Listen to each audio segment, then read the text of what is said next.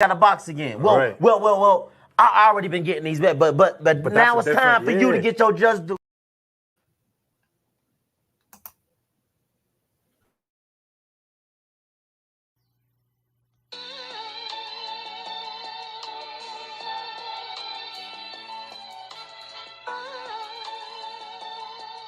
Yeah, you know the deal. We back again. Yo.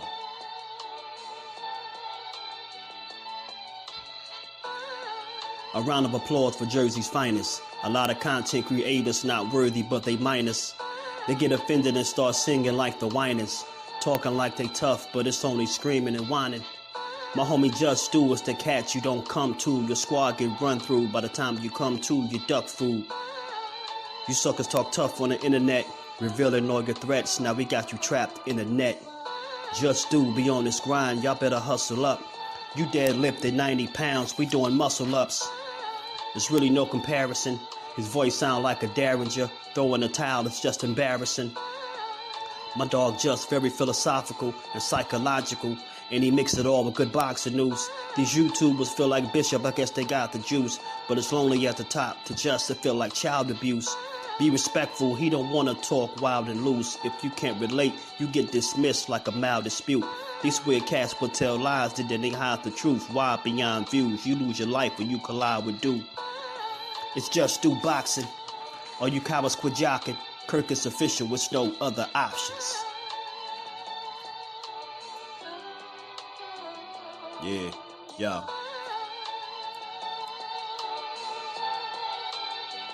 You know the deal. Judah Ben, we in the spot. JusDueBoxing, yeah. And of course, shout out to Mrs. Do, holding the whole family down. Word 'em up, word 'em up. We already ready to go to 40, bro. We are.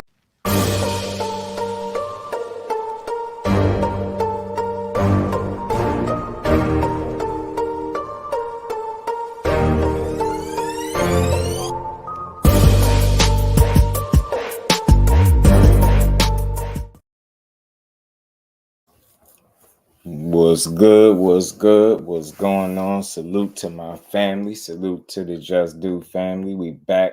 They get boxing is JusDueBoxing. Take over these airways for a couple hours on this Good Friday. Another great week of boxing builds with the family, man. Salute to everybody. I hope y'all having a, I hope y'all had a good week. Hope everybody having a good day. Hope everybody's healthy out there. And I hope everybody is definitely ready to build on some good boxing, man. Y'all already know if you catch this on the playback, smash the like button, sub to the channel, turn your notifications on, share the videos if you can, and we gonna keep building. Salute to my bro Zoom Verse 2, by the way. Always sharing the lives, man. Always sharing the work. Salute to you, bro. Let me say what's up to the fam.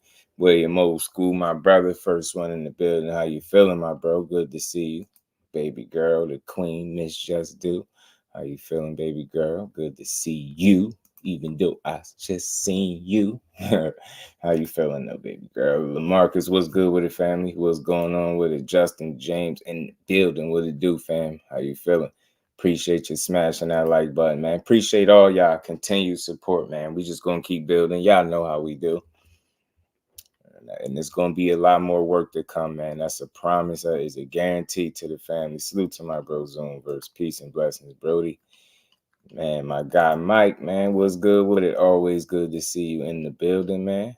My other guy, Mike. You know what I mean? I got some dope mics in here, man. I got about 3-4 mics, man.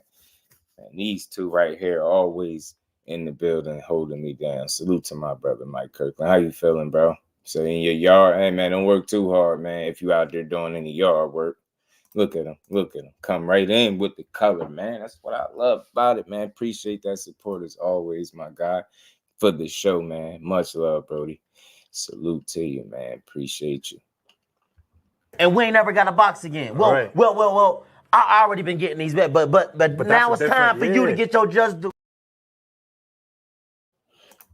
And man, much love, Brody. 817, what's good with it, my guy? How you feeling, bro? Gertz, my guy, what's good with it? Joe Jackson in the building, what's good, Joe? All of these one mic, Nas voice, right, man, right. Man, but it's a lot going on in boxing. It's always something to build on, man. And I seen something that caught me off guard. I think he spoke on this. Rolly did a while before this, but it just now resurfaced. And I was doing some reading as I always do, and I seen how he kind of went in on Derrick James. You know what I mean? He went in on Derrick James a little bit. I'm like, man, this dude. I don't know. And again, y'all, I always say this. I'm gonna sound like a broken record when it comes to this. My intentions is always to give people their credit, and they just do. And I don't understand in boxing why, if you take a loss, you take a couple losses, all of a sudden that just erase all the work you put in, and now you're just reduced to the moments in which you failed, like, or came up short. And I hate that about boxing. I hate that about, people and their criticism, because everybody's entitled to have their own opinions, but I think it just get to a point in boxing where we just got to be better fans and better critics, man. Like, I don't know, all criticism ain't good criticism. Like, jumping on people's backs and kicking people while they down, or just reducing people to their moments in which they came up short or failed, I think it's just weak, man. It's a poor representation of the sport. And it's a lot of people that are in, positions where, there are a lot of people listening in, and I think they just continue to mislead people and question coaches and trainers like Derrick James where you shouldn't. I think he's been far too successful to just all of a sudden, speak on him as if he don't know what he's doing, and all of a sudden now he's ruining somebody's career. The same guy that got him one fight away from his ultimate dream of undisputed at 147 is ruining his career. I find that tough to roll with. I can't roll with that train of thought. And I ain't big on disagreeing, but man, I definitely don't share that train of thought at all. Like, why these dudes not allowed to lose? Like, I mean, this is one loss, and although I don't give a damn how bad the loss is, it's still one. It's one loss. I don't understand how he ruined somebody's career, man.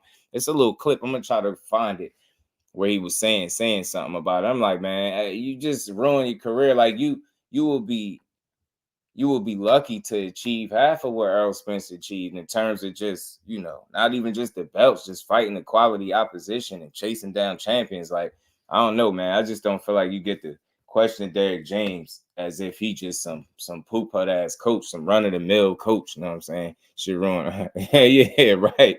You get what I'm saying? All facts, 817. All facts, man. Ain't no ruin, nothing, man. Yeah, I make sure y'all smashing the like button for me. Yeah, as soon as something, man, I'm telling you, 817, when people are winning, people are not as loud. When you lose, people 5 times as loud. You get what I'm saying, in the loss than they are when you winning and kicking ass. I just don't like that. I don't like that. And a lot of people, Derrick James been catching a lot of strays. Malik Scott been catching a lot of strays. Like, damn, what happened to supporting people, you know what I mean, in their failures as well as you do, when they're successful. And that's why I question, do people really rock with each other? Because it's like, it's all good when you win. As soon as you lose, it's like y'all jump on that. He's the wrong guy for the job. And man, get out of here. He need to change trainers, and man, get that garbage out of here, man. Everybody ain't switching up. You get what I'm saying? Right. 81788 Sports Talk. What's good, family? Good to see you in the building. Ashley's Corner. What's good, Cuzzo? How you feeling? Don't work too hard over there. I know you probably working. Don't work too hard. I think Thurman was so happy. He act like he won. I'm telling you, he like, yeah, you know what I mean? Celebrating. I never seen nobody celebrate. Yo, people was celebrating Errol Spence loss like they beat him. You get what I'm saying? Now, keyword notice. They was celebrating the loss, not celebrating Terrence Crawford win. How you could have been giving him his props. It was celebrating the loss of Errol Spence. Instead, it just get, you know what I mean? It's weird. Zoom said, "Roll it, dummy." I think he always yelling, "Yeah, we fight." The same strategy Bud used for the win. Keith was trying to employ. He been captained by Earl being too big for 147. True indeed. Right. Rebar was good with the Al Heyman Smith's career with inactivity. Heyman about PBC. Fighters are just cattle. I don't think nobody ruined Errol Spence's career, and you can't. Al Heyman is, just think about what you're saying. If you had to ask Errol Spence that, he would. That's not something he would agree with. Like, Al Haymon didn't ruin nobody's career. Spence's activity came because he had unfortunate setbacks, you know what I mean, in his career, and we all know what they was. Not even to rehash them. That's where his inactivity came into play. At no other point in Errol Spence's career could you find a pattern of inactivity up until the car accident, obviously, and then the torn retina. You get what I'm saying? Outside of those situations, that's really where the inactivity started for him. Outside of that, he was a pretty active guy fighting all the time. You get what I'm saying? So Al Haymon, he didn't ruin anything. I think Al Haymon is the reason people are able to put themselves in position and have a life after boxing, respectfully. Now, I ain't saying it's going to work like that for everybody, because every employee don't get paid the same. Everybody's career don't go the same. But I think when it's all said and done, man, what you hear for the most part when it comes to Al Haymon is he put people in positions to feed their families, and he get people paid, and he supports you in decisions that you want to make in terms of fights. And from what I hear, he don't get in the way, and he don't block fights. He don't try to stop you from making a fight. He just supports you and get you to that bag, especially if you have quality. You know what I mean? Thomas, what's good with it, bro? How you feeling? Open off to Tuesday. Oh, okay. Over here enjoying myself. That's what I like to hear, cuzzo. 817, I ain't no fool. Facts. Lonnie Lee, what's good with it, family? Good to see you in the building. How you feeling? Everyone lost, and it wasn't till bum. You get what I'm saying? It's like we're not allowed to lose now. Now we're not allowed to lose. So now I don't want to say we, but fighters are not allowed to lose. You get what I'm trying to say? Like, how? Yeah, make himself relevant. Yeah, shitting on Derrick James like that. I think that's weak. And I'm going to read. I'm pull the article back up and read it. Building dish for roll yacht, but embarrass them. You get bullied. Yeah, it's true indeed. And they cool with it too. Greatest of the greats has a lot of fights too. And keyword, multiple fights too. Yeah. And Tyson, my guy. Tyson, Foreman, Ali. All them guys. You lost. I hate when people like this, I really have a win, lose, or draw type of support for fighters. Like, people, you acknowledge the wins, but people act like losing ain't the other part of it. Getting a draw or a bad decision, or you just having a bad night. That's the other part of it, bro. You get what I'm saying? That's why I don't get too low when guys don't have a performance in which I thought they would have. Like, again, this shit ain't easy, bro. And sometimes it just ain't your night, yo. But I think, just losing one fight, you shouldn't just go to bashing and tearing the guy down the minute he lose. You get what I'm saying? So that's how I look at that, man. I think you got to give a lot more respect to Derrick James than what Rolly Romero was doing. But again, it's Rolly. What could you expect from him, right? I'm gonna pull the article up. Dre Martin was good with Parker, former champ, just like Wilder. He lost because of the style he chose. Well, Wilder, I mean, Joseph Parker just had a great game plan, bro, and he executed. And then some other things that factor in, but ultimately, I just get a man his credit, man. He had the better game plan, and he executed on the night. Greats actually try to be great. 817. We ask for people to do it, and then when they fall short, we can't respect their attempt to achieve this said greatness that we want to see these fighters chase. You get what I'm saying? So it's like, do you really want to see people chase greatness? Because part of chasing greatness is you running into a fighter that could potentially beat you. You can lose on your way to greatness. That don't make you any less great, but you damn sure he went to try. You get what I'm saying? I just don't think you get the shit on him for that. Had a rough year, but he lost to the best. Joe, you get what I'm saying? Like, I can see, bro, if he lost to any type of poo putts, just some run-of-the-mill guys, some guys that just wasn't that good, cool. Then we can talk that stuff, but he losing the top fighters, the top of the top, too. So it ain't no shame in that. It ain't no shame in that, bro. There's no shame in that. I get the whole, it's no moral victories in boxing. That's fine. But at the end of the day, I don't think it's not the end of the world. And that's just part of the game. You take a loss, bro. You take a loss. That fights for bums and beg for coin tosses. You stupid. Right. Cool boy was that guy. Thrill Hill, what's good, family? How you feeling, man? Good to see you in the building. Because they challenge themselves. That's all it is, Drake. You got to challenge yourself, bro. And there's nothing wrong with it. That's why I don't be overly critical of a guy when he come up short. Especially when it's to a quality fighter. Like, that's part of it. Like, especially if we saying it's a 50-50 type fight. Either guy could win. Then one of the guys that you probably expected to win take a loss, and then you go crazy on you see this, and man, losing happens, bro. It's part of it, man. That's what chasing greatness greatness is attached to chasing greatness, bro. You know what I'm saying?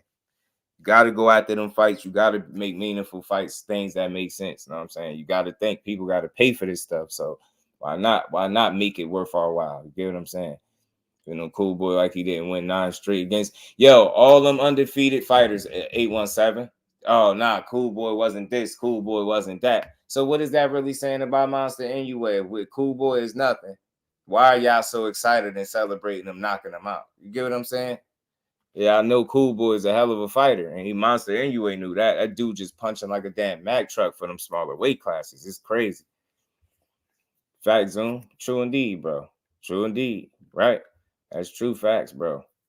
Salute to my guy, Justin. Appreciate that. Crush the legend in the building. What's good, bro? How you feeling? PGA's big dog in the building. Flawless mentality. Salute to the OG. How you feeling, my brother? That's the cost. Yeah, man, that's the cost of it. And it come with it, man. And the great ones know that. And it's trust. And you know what I noticed, 817? It's always the guys sitting on the sideline that's talking reckless like that. It's easy to talk that reckless when you just comfortably sitting on the sideline, not doing nothing. So I don't know, man. And again, I'm always in favor of boxing. And I think that's just a poor representation, man. How people just come out, run their mouths and act like anybody is above losing. And then the minute that they come up short, now is somebody's career is ruined. So let me guess, you getting knocked out by Tank Davis, and then you coming back and have to basically rob Barroso for a win. I guess that would be bullet ruining your career, right? You ain't nobody saying that. I don't care Rolly or not. It's just it's a terrible assessment, bro. That man ain't ruined nobody's damn career. Kalani, salute, fan. Appreciate you stopping through. How you feeling? PJ Big, I was like, casuals, quick to rip down these boxes. I'm telling you, somebody got to lose. You get what I'm saying? PGH, win, loss, or draw. One of those things can happen, bro, when you in there with somebody of substance. You get what I'm saying? It's crazy. It's like people don't act, they don't get it. They don't get it. This is just part of the game, bro.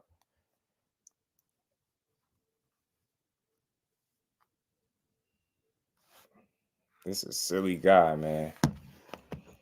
Shit crazy. He said, yeah, man, it's crazy, bro. It's crazy. I'm always on the side of boxing. 2024 the year for Abdul Wahid, man. Telling you, man, Tank, I think you're gonna have a great year, man. I do think you're gonna have a great year, man. I got faith that he want the same thing that a lot of people want, is meaningful fights that people actually want to see and pay for. So this is a wait and see. I hear he got an announcement. I think that's coming soon. So hopefully I can't wait for it. Still watch my man down shit probably, and you better, man. You better. You know what I mean?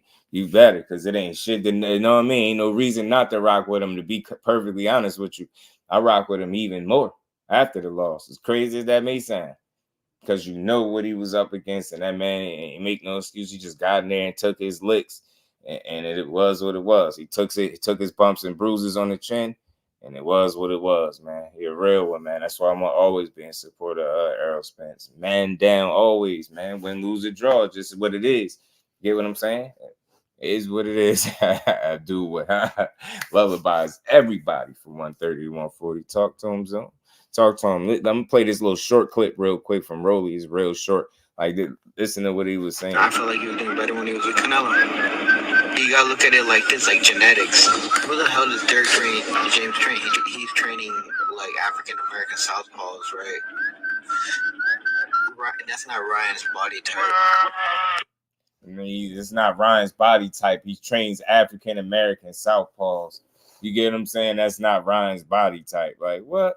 He did better with Canelo. Like, I mean, what you mean, Reynoso? Because Canelo wasn't training him, idiot. You know what I'm saying? Dude is a basket case sometimes. I promise you, bro.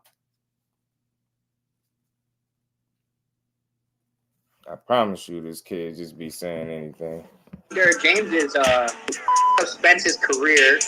He made Ryan 10 times worse. It felt like he was trying to be something he wasn't. I hope he don't try to do that shoulder roll again. Now he's over here thinking he's like Floyd Mayweather or something. I don't know. Like Derrick James taught him some weird shit. Derrick James is Spence's career. He made Ryan 10 times worse.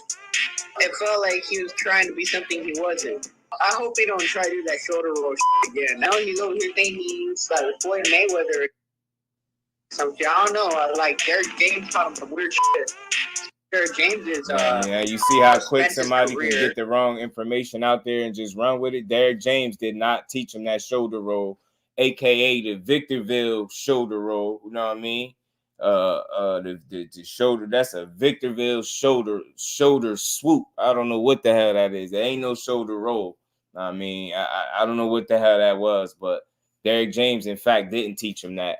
And you said he made him 10 times worse. I mean, what evidence do you have to back the fact that he made him 10 times worse? You get what I'm saying? What evidence? How did he make him 10 times worse when in fact he looked better after surviving the Tank Davis loss than you did? They didn't have to rob, Duarte for Ryan to win. They had to rob Barroso for you to win. We still looking for justice for Big Watch Barroso. You know what I mean? Just like EJ said, that old man was putting them hands on you, bro. That old man was putting them hands on you. You ain't know what to do. You ain't know what to do, man. So I just think that's BS. He didn't ruin Spence's career. There's no evidence that you really can go off to back your claim that he made Ryan Garcia 10 times worse. Like how? Like I said, he looked better after coming back off the Tank Davis loss than you did. You look very suspect. You look timid and gun shy. Ryan was still looking like pretty much the same guy. He still had the same level of confidence, and he went out there and executed, got the job done. Now, granted, he did the ugliest Victorville shoulder roll you could ever see, but he still went out there and got the job done. You get what I'm saying? And he got a knockout. He wasn't getting his ass punched all over the ring. You get what I'm saying? Kirk Douglas was good, my bro. How you feeling? He said, roll your hand. PG said DJ was telling him to stop. Yeah, he definitely told him to stop. Bro, you need to be in the gym and up in the scales. He do. Bole was good with it. How you feeling? Oh, Mike Jones, what's good with it, bro? How you feeling? I know you big mad because Ryan left him at the altar to fight Devin Yacht. And then there you go. He went right into shitting on that fight. You get what I'm saying? Grandpa was putting hands on dude. Grandpa showed him that old man strength, LaMarcus. That's strength. It ain't strength. That's strength. He showed him that old man strength, man. Big Watch Barroso was like, all right, you want to play? I got something for you. You know what I'm saying?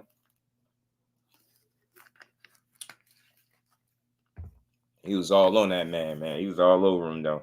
And yeah, man, you heard it right out of his mouth. Andrew Gray, what it do? Drew, how you feeling, bro? Ryan Dangerous fight for Dave. I think his he got some physical, like it's just like with any fight with Ryan, right? I think going into a fight, he always presents a certain level of danger in there because he's fast. You know what I mean? Fast with some good pop, right? And he got good size and things like that. And the guy is trying to learn, right? So he always presents a certain level of danger for guys. But I think ultimately the IQ, discipline, experience, and things like that get him beat against the Devin Haney, right? But he upright on his feet. Yeah, he could be dangerous, but I think them feet, like ultimately, like that's what's going to, be a problem for him too. I mean, maybe lack of experience and things like that, discipline. You know what I mean? That's something that he lacked. Like you've seen him, even in the fight that he was winning, he started doing something silly like a Victorville sushi roll that wasn't working. I mean, that was weird. It was working in a weird way, should I say? But you seen him doing that, and I think that shows right there lack of discipline and you really listening to your coach, right? Those little moments right there. You had those type of moments like you'll be getting schooled by that. If finna beat the dog shit out of him. I know Ryan's style looking goofy, his whole style whack. Telling you, man, he crazy, bro. He's just hating. All he wants is the bad. But fighting Ryan, Michael Motto, what's good with it, bro? How you feeling, Mike? Appreciate you stopping through, man. Y'all smash the like button, sub to the channel if y'all haven't. That making easy money. Yeah, Bill ain't no fool. Nah, Bill ain't no fool. And you a real one because you give respect where it's due, 817, but you also see the things that certain people see, and you understand that it's not hating. It's smart business at the end of the day, and it's capitalizing on the moment. That's why I try not to knock it because I understand it to some degree. You know what I'm saying? About to get schooled by Haney. Yeah, he about to get beat up. Ryan better than Regis Aloma? Absolutely not. Big Dog Willie putting that color in the chat, man. Much love and appreciation for the support as always, bro. Salute to Bill Haney and the Haney Co. for building the school of capology. The capping skills learned at this prestigious school are second to none. Hashtag cap with 2 P's. You know what I'm saying? Salute to my guy. And we ain't never got to box again. Well. I already been getting these bets, but now it's time for you to get your just due. Much love and appreciation, bro. Salute the big dog. Gambos with Ryan up. That'd be an interesting matchup if you ever came to 140, believe it or not. I like this. I wouldn't mind it, right? Bruce Gas, Boxing Jazz, and more salute to the OG and happy born day as well, man. Hope you're doing well. Hope you're enjoying over there. What you smoking on, OG? Pound for pound boxing talk.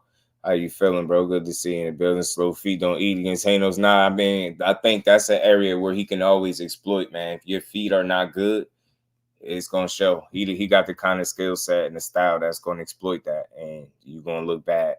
Get what I'm saying? You need your feet to eat. You know, just like you said, slow feet don't eat. No, you need your feet to eat. So yeah, you're right. He got heart, but he gonna get his ass whooped. Yeah.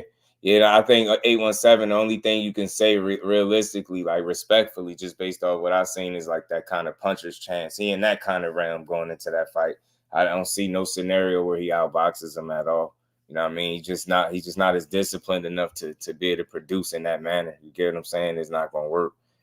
I mean, B-Dog was good with Iran with not Kambosos. I think he'd beat his ass though. I think he could hurt him. I do, because Kambosos take chances. You know what I'm saying? And he very, you know what I mean, he's ballsy at times. You know what I'm saying? I do like him because he do get in there and try and fight. He don't just lay down. It's just if you better than him, he gonna get beat up. But he do try to fight.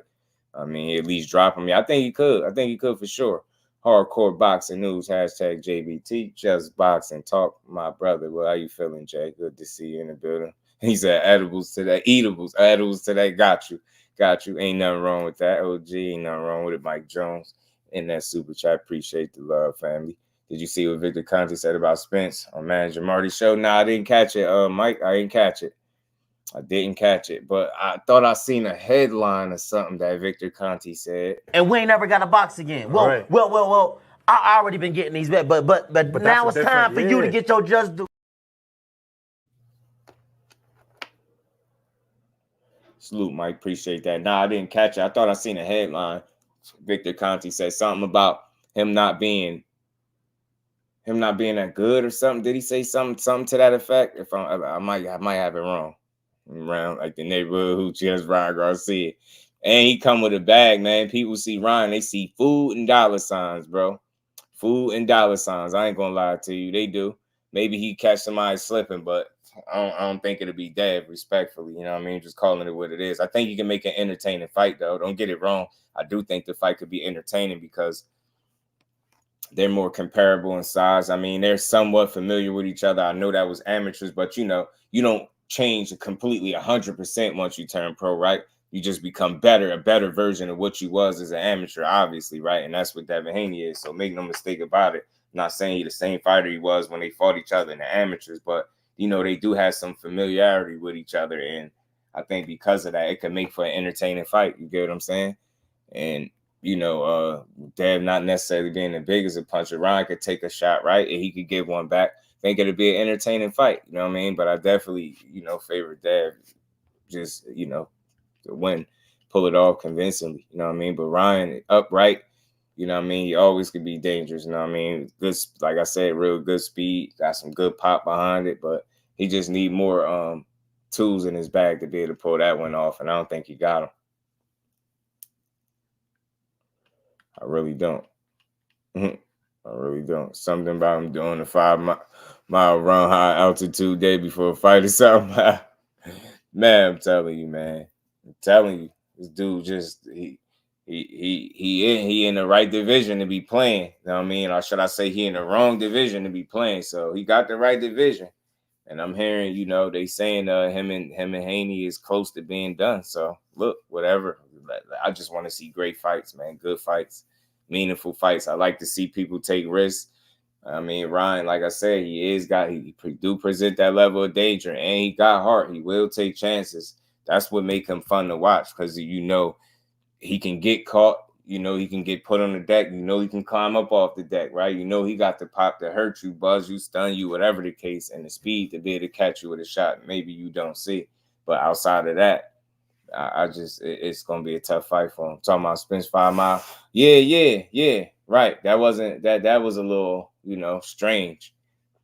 That was a little strange. Yeah, I watched the interview with Virgil Hunter about that. Yeah, I heard something about running that too. Maybe possibly over-exerted itself, possibly how you got a potential injury.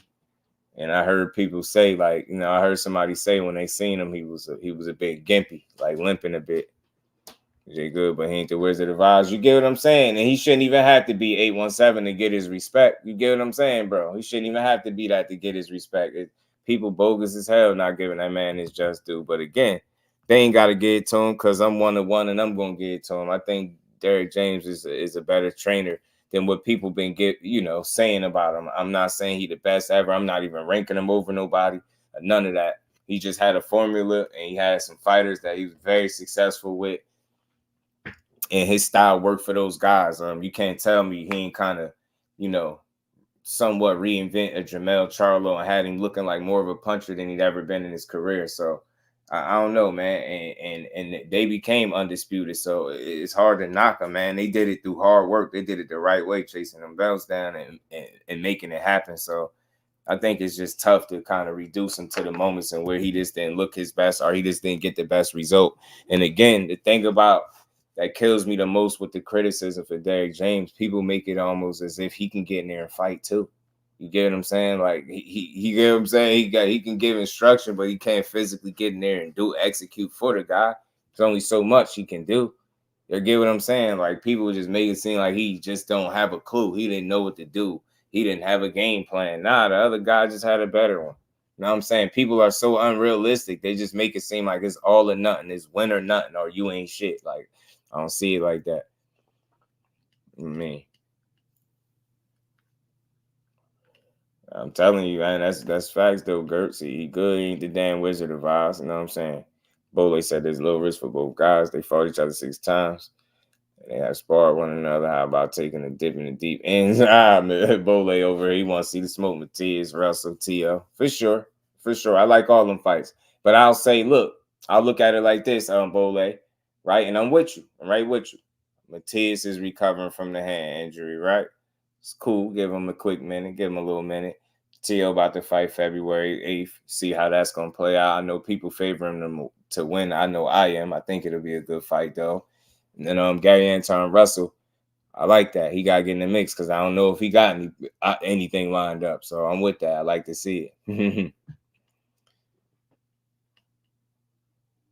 Just Virgil said the change in altitude during 5 miles completely different. Yeah, he said take days to recover. Yeah, and I heard something about the hot humid heat in Dallas, and then the humid dry heat in Vegas, and they said that's a big difference, and it can have a real effect on you. You know what I'm saying? Ryan, but not Tank. I hear you. I feel you, Kurt. For real, I heard good instructions from Derrick James in the Canelo fight. Absolutely, bro. Absolutely, pound for pound. What you seen was a guy just not willing to execute on the night. He wasn't listening, bro. It's only so much that DJ actually can do. You know what I mean? Say they don't give credit for Ryan. I give credit because it's still a fight, right? Anything can happen. Upsets happen all the time, but I just don't overstate the victory, right? Key word, I don't overstate it.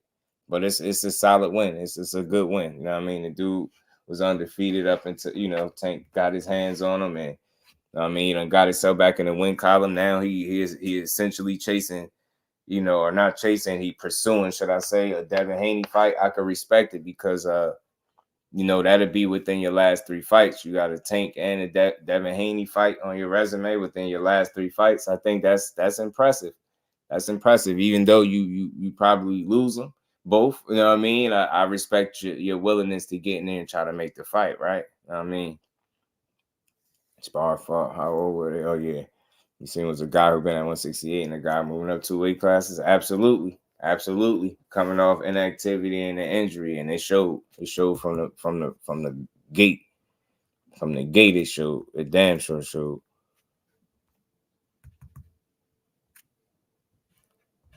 But yeah, man, like I said, Derrick James been catching all types of strays, flack, criticism, pushback, resistance, whatever you want to call it. His name been in a lot of people's mouths and for all the wrong reasons. But like I said, man, yeah, for sure. And real factors that you can't dismiss when you talking about competing at the highest level. You get what I'm saying? So that's why I say I don't be overly critical of these performances, man. It'd be some real, I mean, these dudes really be taking some real chances, but at the end of the day, man, I know it's a lot harder to achieve what these dudes be chasing than what the fans lead up to. So we like for Charlo, and then now when he could have at 54-6, it's true indeed. Yeah, man. I think those dudes truly was hungry. I think they wanted to fight. I think he just wanted no parts of that version of those guys. That's what it looked like to me. Derrick James is a great trainer. Jose Diaz, what's good, family? Absolutely, he is. Absolutely. And he had a hell of a run. And he's still going, man. It ain't over for him. You know what I'm saying? He still got an opportunity to continue to build on his track record and his resume as a trainer and a top coach in the sport. For me in boxing, it's just way too much criticism, not enough credit being given, man. That's that, and I'm always stand on that because that's how I see it. Everything just come with so much criticism. Shut a guy out, you get super criticized for it because you don't knock him out. Like, it's weird, man. It's weird. Got the element in my blood, don't forget. But this 2 years ago, he was the best thing since sliced bread. You get what I'm saying? It's the best thing since sliced bread. That's why I say, man, can't just, them fans, man, fickle, man. It's the great word for it, Jay. I just ain't like that. These fair weather cats, man. So, you know what I mean? They change like the weather, bro. Know what I mean? And that's why I don't call myself a fan. The true supporters rock with the fighter, win, lose, or draw. You understand that sometimes, it ain't going to be that guy's night, or you're going to get in there with somebody better than him and take a L. I think Loma might stop Kambosos. I think he's going to put it on him for sure. I definitely think he's going to put it on him.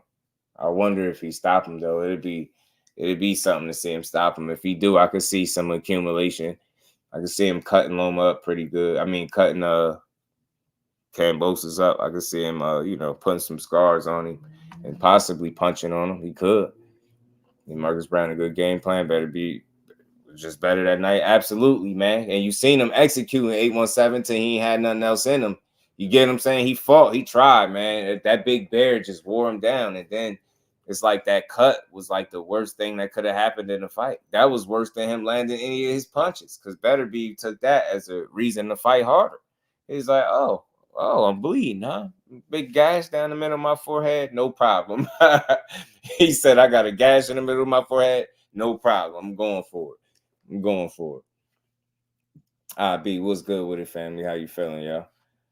Fact, Brown was doing good until he wasn't right. B-Dog, he had some real success against him. He did, bro. He showed some things, man. The thing is, the issue is with when you fight Beterbiev is you can have that success, but it'd be very mild, and people just have a tough time, consistently having success offensively against this guy where you could push him to the limits. You know what I mean? Because it's like, how dare he take it? If you try to kick up in a fight, it's like he take that as personal disrespect and he go just harder. You get what I'm saying? So if you try to, go into another gear on him and you start getting one too many oohs and ahs from the crowd, he just step it up. And he come in there and do some damage to you. This moment, turn it up. That's where the problem gonna be for him, Joe. When he had those flashes of being that matrix that they like to call him, high tech, like say if he had those rounds where Loma just straight up get off and dominate, especially if that come within the first half of the fight, that's gonna be very telling to see if Kambosos could weather that type of storm and stop him from really just piecing off on him and getting stopped from accumulation. I could see that happening, especially kind of late. Especially if he have a decent start, a good start, like a fast start. I can see him stopping him late because I think with each loss, it's chipped away at his confidence. I think he would have to be a damn fool to believe that he beat Maxie Hughes, and he might be that damn silly, but at the end of the day, them performances haven't been good. He hasn't performed well since the Teofimo fight, and I think that speaks volume. So, his confidence, it might not be where it once was, obviously, not after these last few performances, for real. Beterbiev saw his own blood and turned up on. I'm telling you, he took it as personal disrespect. Sammy, what it do, family? How you feeling? He turned all the way up. He was like, "Oh, you trying to kick up? Bet." He said, "You trying to kick up? Bet. I got you. Say no more. Say no more. I could do this too. We could do this all night." So, man, he got a training video. That dude trained like he a one-man army for real. I'm telling you, better be trained like a damn, I don't know, a wild animal or something. That dude different, man. He a strong guy. He's a strong guy, whatever it was. He didn't have it that night. And it was apparent from ring walk out. No excuses. Like he didn't make them. That's for others to do right. I know my guy. He wasn't at his best. Absolutely not, though. Absolutely. Think Loma beats the hell out of Kambosos. Me too. I think he gonna send. He messed around, have Kambosos contemplating retirement after that. I'm telling you, after the ass whooping he about to get, and I think it's gonna be in Australia. You're going to go back over there in front of your own people and get beat up again. So your last 3 fights in front of your people is you getting your ass beat. Yeah, that's not going to look too good. I'm telling you, he going to be thinking about retiring. Watch. Stalling, ducking. Yeah, it's just a lot of like the fluff and the unnecessary stuff that made the fight, like, you know what I mean? Dragged it out all types of ways, like, you know what I mean? Facts, man. Match energy immediately. I'm telling you, he don't waste no time with it either. He's like, oh, okay, that's what you want. He was like, all right, bet. So you don't want to go a few more rounds. Bet, I got you. Say no more. He obliged you quick. He get right to it. It don't waste no time. They gonna say Loma's back. You know how I go. You know how I go, Joe. They already giving him the right opponent to look good against a guy coming off arguably 3 straight losses. Arguably, you know what I mean? Arguably 3 straight losses that just that, you know, he's not gonna be able to hang with him. He ain't gonna be able to do nothing with Loma. Yeah, he probably get a couple rounds at best, maybe 2 rounds, and he might not get that. He might get shut out completely. That's how bad that fight might get. Say abandon the shot. I'd say only rerunning 47. We all know I outgrew it. It was a disadvantage to stay. True indeed. Just see the IBO champ. He about to be, Joe. He damn sure is. And then I think I think it's a possibility that they could revisit possibly that fight with him and Shakur for unification. And it's crazy if that happens, because I talked to somebody behind the scenes, and they definitely, if that happens, they predicted that to the T, if that's how they play it. All right, remove all doubt. Absolutely, 100%. Absolutely. No asterisks, no funny stuff. Give people no excuse to say anything other than you great. And I think we all know where that fight need to be at, and for it to be said on a larger scale anyway. Because, I think it's always going to be those people that's going to question it and knock it. But we real enough to give credit where it's due.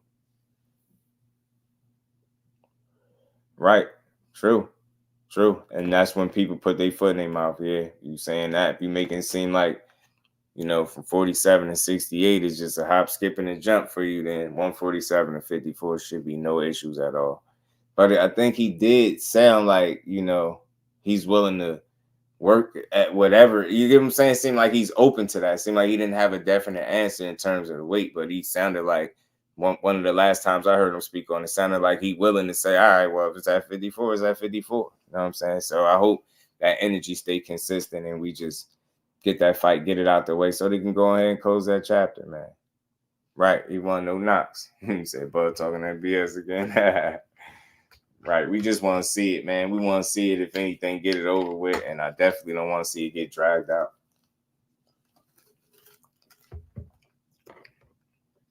That's the only thing we don't need. And speaking of that, man, while we talking about that for a second, man, I'm gonna play this little clip from Bob Arum, because Bob Arum spoke on this situation about the Terrence Crawford and Errol Spence fight, and he said he don't regret not promoting this fight. Like, he don't regret it one bit, and that, he spoke about the numbers and how it won't do well in the rematch, and how he feels like, it needs to be more free fights being put on. That I'm with him with the free fight stuff. I definitely can understand that. I definitely can understand that. I mean, whatever happens with Dante, all boxing talk. Well, Dante boxing talk. What's good with it, bro? Expect Loman to fight Shakur till he got a few more fights under his belt, or at least a belt under his belt. You get what I'm saying? Dante, another opportunity to have a belt, which he's definitely about to get. You know what I'm saying? He's definitely about to get that opportunity. But yeah, and I could see why in the long run, right? I think I was just being a boxing fan, just wanting to see that fight. But you never know, man, with the kind of performance that he had. You know what I mean? Maybe it's a blessing in disguise. You never know. So, you know, maybe when they revisit it, everybody be 100% or closest to it as they can be, and we'll get a good fight if they do revisit it. For me, it's great. They want to beat you up at your best and remove any doubt. That's absolutely true. That's true. They get them belts above, but I really don't care what happened. True indeed. True indeed. Miss Joe at peace and blessings, clean. Yeah, never late, always on time. Forget Piper Bob still hating on Bud, not promote Shakur, right? Come on, man. Talk to him, PGH. Talk to him. Crawford shouldn't even be a concern, but I'm going to play this, man. It's like 8 minutes, y'all, so it ain't that long. This Pamper Bob talking. And Terrence Crawford, he obviously had a breakout year, solidified his Hall of Fame credentials. Thanks, Joe. He did. Is that one you wish you had back, Bob, with promoting Terrence Crawford and not being a part of his legacy-defining fight? And what we saw the star he's become ever since. But is that one you wish you had back? No, because no. Terrence Crawford is a great talent. We always said that he was a great talent. He's proved through his career that he's a great talent. The question is, can you match up his economic demands with his actual marketability? And we were not able to do that. We lost a lot of money promoting his fights. Zach B was good with it, family. And I wish him well, but I'm not prepared, or my company isn't prepared to take those risks, because at least with Terrence, it never worked out economically. Even though when you look at his performances, they were brilliant. They're still brilliant. But again, Terrence did well in the, was extraordinarily good fighting Spence. They did very well economically. Right. But again, if you ran it back and you had Terrence fighting Spence again, I really don't believe that it would do anything like the numbers that the first fight did. Yeah, just. So yeah, man, just to comment on what he's saying. Basically, in a long story short, he's saying he don't regret not being a part of this legacy defining fight for Terrence Crawford. He said, at least when he worked with him, it never worked out economically. Basically, to me, what I get from that too, it seems like Terrence Crawford out-negotiated Bob Arum for all these years and seemed like he got paid more than he should have. But at the same token, how he's speaking on about losing money, he's not speaking on the fact that some of that came with the fact that you wasn't getting him premium fights. And from what I understand, it was in his contract, part of why he was taking you to court, because it was in his contract that you were supposed to get him premium fights. And whenever you didn't, you had to pay him extra bread, extra million, whatever it was that I heard he had to pay him. So I think that's where a lot of that started coming into play in terms of like losing money. You get what I'm saying? So I think that's where that was coming in at. You get what I'm saying? A guy, you clearly not holding up your end of the bargain, and it's costing you more money in the long run. And instead of you getting them the premium fights, how you told him you would, you wasn't doing it. So seemed like he kind of got it off on you, Pamper Bob. Seemed like he kind of got it off on you. You know what I'm saying? I get all these guys that highest paydays and Bob and still act like it's bad business. Yeah, it's strange, man. LeVar, what's good with the family? How you feeling? Good to see you in the building. Everything good on my end. How you feeling? Think it would do the same even for a few reasons. Right. For sure. He just got paid off. But the budget from ESPN. Right. Right. And then he feels like, you know, the fight ain't going to do the numbers or whatever the case. We're going to keep by the nature of the one-sided dominance. And the fact that now what people didn't realize was you looked at Spence and you looked at his whole career. And the one thing that was glaring was with all his great victories and all his fights, he had fought 2-0 southpaws. So that should have indicated to everybody facts, that hardcore Spence facts, didn't Jay. That's like what I think. fighting southpaws. And Crawford and Womack knew that. And so what did they do? They just fought him southpaw. Yeah, it was one of the most definitive one-sided performances in a big-time fight we've seen in quite a while. And Bob, last one for me. You've had some time to think about it now. It's been a couple of weeks old. The news of PBC signing with Amazon Prime, a new entrant into the space with Showtime now leaving the sport after 37 years. Let's talk about that. Al Heyman now working with Amazon Prime and what that means for the overall nature of the sport and the health of the sport and how you guys could be working together. Well, first of all, the Amazon Prime people are first rate. We've had experience for now a number of years dealing with them in Japan. Good point, Bole. On various fights and so forth. They're really are into it in Japan. We've just renewed our Japanese deal with Amazon Prime. They're a great organization, and hopefully they'll be able to replicate what they've done in Japan in the United States. The only thing I would hope is that they don't overload it with pay-per-view, that they do more free fights on the platform, because if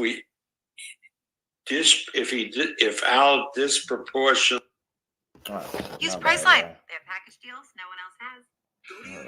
Stupid ass, my bad, y'all. Let me get back to it. They love bringing up Al Heyman, I tell you. They love bringing up Al.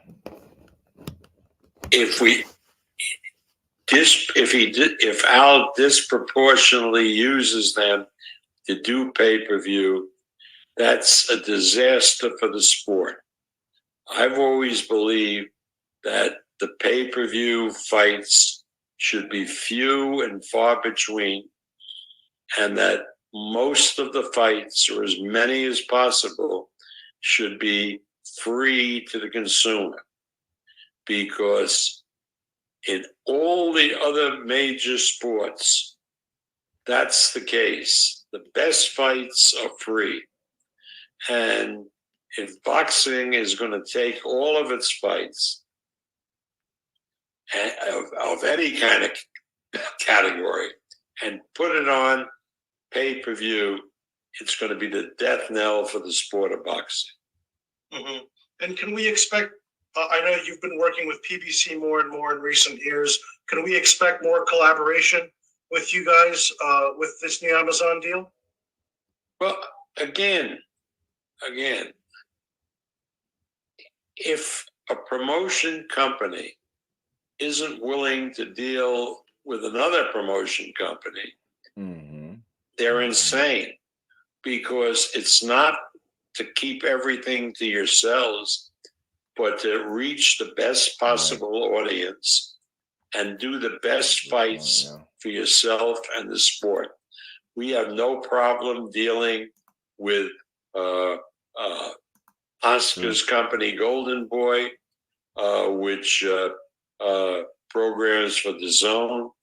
We've done a lot of fights with even Eddie Hearn and Matchroom, which is another DAZN affiliate.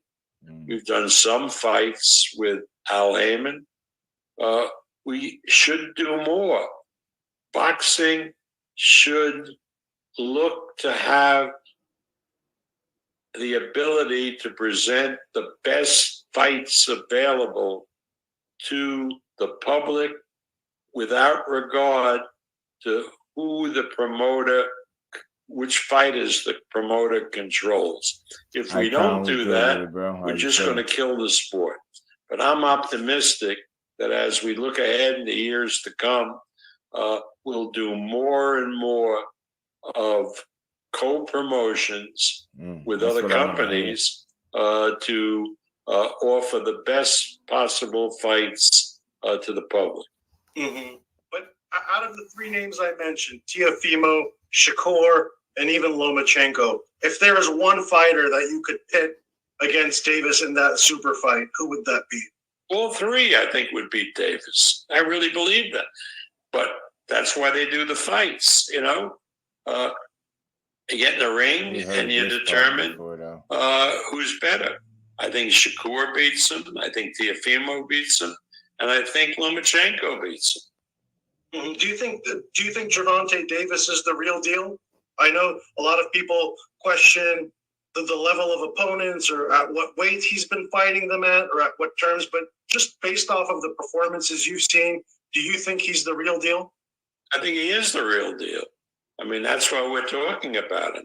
He's a hell of a performer, a terrific athlete, terrific boxer, but so are the other three guys you mentioned. Yeah, so you see that the main part, the hell with, you know, of course, as the promoter, he's gonna say his guys can beat the next guy. That's not the key. Was him talking about doing more co-promotional fights and things like that. And he alluded to how he already working with Golden Boy, willing to do some fights with Eddie Hearn and Matchroom and things like that. So he said he's done fights without him. So listen, my thing is I don't see why the fights can't happen. I want to see him.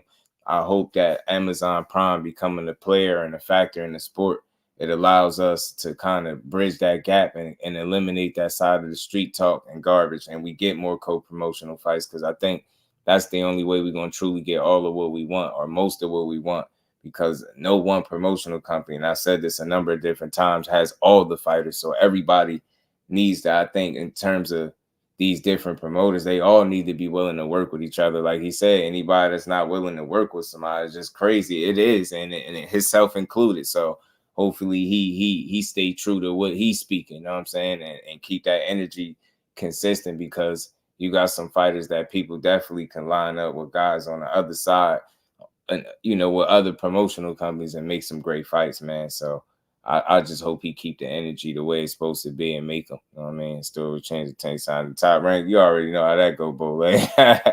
Be talking much different then. Rosengame still riding with Spence. Absolutely. Well, you already know it. Salute to everybody in the building. Y'all punched it like, bro, we gonna keep on going, man.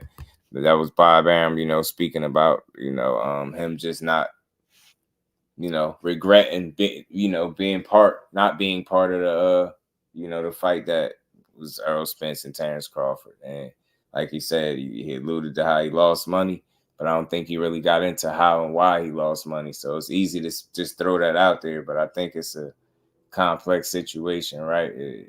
I don't think you could just, you know, sum it up by just saying, oh, we lost money, because there's definitely a reason behind it. So at the same point that you losing money, you kind of was in your own way when you wasn't delivering and holding up your end of the bargain to get better opposition for your what was pretty much your best fighter. So call it what you want, but you fumbled right there, and it seemed like in the process of you fumbling, you blame the guy, but you seem like you got out negotiated. You know what I'm saying? So we'll see how things shape out moving forward. Like I said, I can understand why he felt like the rematch won't do as good in numbers, because, and it's obvious, because of the way the first fight played out, right? If it was like a spirited war and like a back and forth, how a lot of people thought it could have been, and with one guy pulling it off, maybe whether it's a late knockout or a decision victory, however it had to go, if it was far more competitive, or the fight that people anticipated it being, then I don't think that, you know, the consensus would be that the rematch will have any problem bringing in huge numbers. So, you know what I mean, I think, you know, the one-sided performance is the reason people are speaking that way, but you just never know. I mean, maybe new weight class, you know, maybe they sell it and get people back interested and possibly want to see it. Maybe Spence can convince a lot more people that, you know, he's back and he can get his back. You get what I'm saying? So I just want to see them get that fight out the way so they can close that chapter for real, because there's still a ton of fights to be made, man. As long as these dudes is fighting, there are great matchups to be made, especially at 54. Thomas Hill, salute to my guy, hashtag JBT, Just Boxing Talk in the building, man. What's good with my guy? Spacey Bob, School of the Poops. When it comes to promoting, bud, yeah, it's his own fault, Crawford and Sal. Especially when you sitting up telling the guy to promote himself when, like, I guess that's your whole point. That's your whole job. There's nothing wrong with self-promotion either. That doesn't hurt, but, you know, you would think the priority would be mainly on the promoter, especially getting your name out there. I mean, can't wait for the 2024 schedule. Announcing me too. Fate was good with it, bro. The Tank gonna be fighting for Prime. He definitely, I think, gonna be on that network for sure. Salute to the Queen, Miss Joess, supporting the grind. Much love and appreciation. She said, "Man down all day, baby." Yes, Queen. Yes, man down. Much love. And we ain't never got a box again. Well. I already been getting these back, but now it's time for you to get your just due. Salute to the Queen, Miss Joe. I appreciate you. Bob has a half-ass promoted Bud, which is why he couldn't make any money.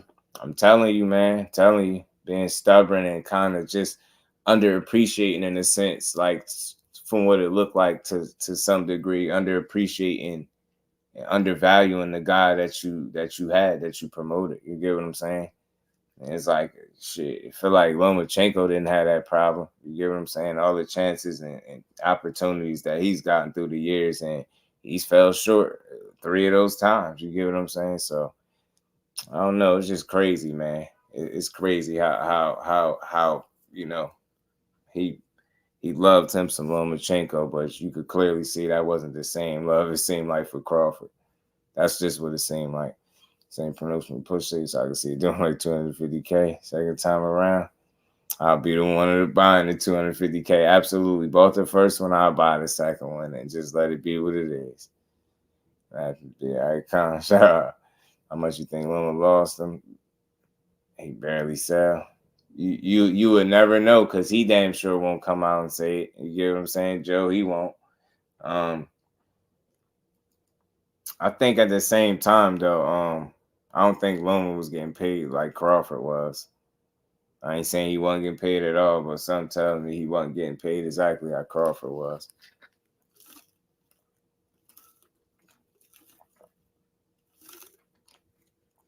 Right. Yeah, I got Prime already too. I mean, yeah. Yeah. And I think people just gonna have to adjust to, you know, accessing, you know, the boxing through that. You get what I'm saying? I just hope it's something that people don't have no problem transitioning over to, right? And like I said, if PBC and Top Rank end up under that Amazon Prime banner, man, that's gonna be crazy. Mm-hmm.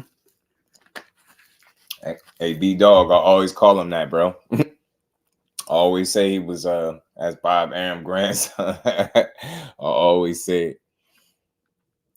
But we signed the Top Rank knowing that Bob wasn't promoting him, right? And I think making them false promises, even all the way up into having some actual language in the contract, promising or guaranteeing them certain things that they didn't deliver on. So although, you know, on one end he say he lost money, and you know, Bud might then get the marquee names, the premium fights, however you want to phrase it, that he was supposed to get, he still was getting paid. And I think that's what Bob hated the most. Even though he wasn't getting these names, he still was damn near getting paid like it. You get what I'm saying? To a certain degree. You know what I mean? Jonathan said, John was good with appreciation in the super chat. He said, why would Bob have to for Black man? You see how he did Ali and Floyd. Yeah, it's just strange how certain fighters' careers play out and when he's involved. It's something, but he's been in the business a hell of a long time, I tell you. And we ain't never got a box again. Well. I already been getting these back, but now it's time for you to get your just due. Salute to my guy, John. Appreciate you, family. Sounds we may find out Tank's opponent within the next 2 weeks. I hope so, Icon. We need to hear something. PN is one on Prime, so PBC goes prime. We should see bigger fights being made. Right, man. That's my thoughts, man. Thomas, that's what I would want. CD, what's good with it, fam? How you feeling? Probably the same stuff they do for football, like how fast they move in the ring, how the calculations they do. I mean, I think so. I think so. It wouldn't be no reason not to. You get what I'm saying? Why half-ass it? Especially if it's fresh deal, and you would think you want to put the same level of focus into it as you do, you know, a football or anything else. So I'm hopeful that it can all work out, man. That's what I want to see. That's what I want to see for sure. And that, and then that is key though, Bola. He did just mention that specifically. You're right. Can't leave that out. He did say Japan. But again, reason why my mind is open to it, because if they're doing some type of dealings with it, right, especially if it's successful the way it is, I think it kind of at least leaves the door open for more. You know what I mean? That's just where I'm at with it. I ain't saying that that's the way it's going to go for sure, but I think the fact that they have any dealings with Amazon Prime, and it sounds like he bigged them up, you know what I mean, as an entity in and of itself. So, you know what I mean, he sounded positive about their involvement in the sport. So it wasn't like, you get what I'm saying? I didn't hear him being against it. So to me, listen, changes happen in boxing. We just got to be ready for them when they come, and be hopeful that it's not a bad change and that the transition is a smooth one. And it just allows us to get fights that we want to see.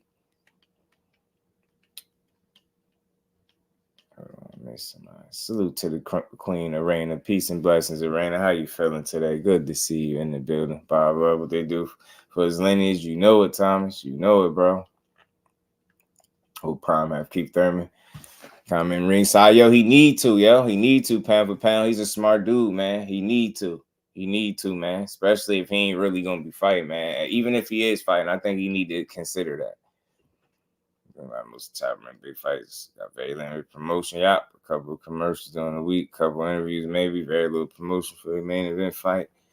Yeah, I get you, and a lot of times I think they, I don't want to say missed the mark, but they fall a little short sometimes in that area. But I know a lot of people were saying that about Shakur and De Los Santos, but to me, like I said, when I seen him hitting all them different platforms and promoting the fight that way, I was,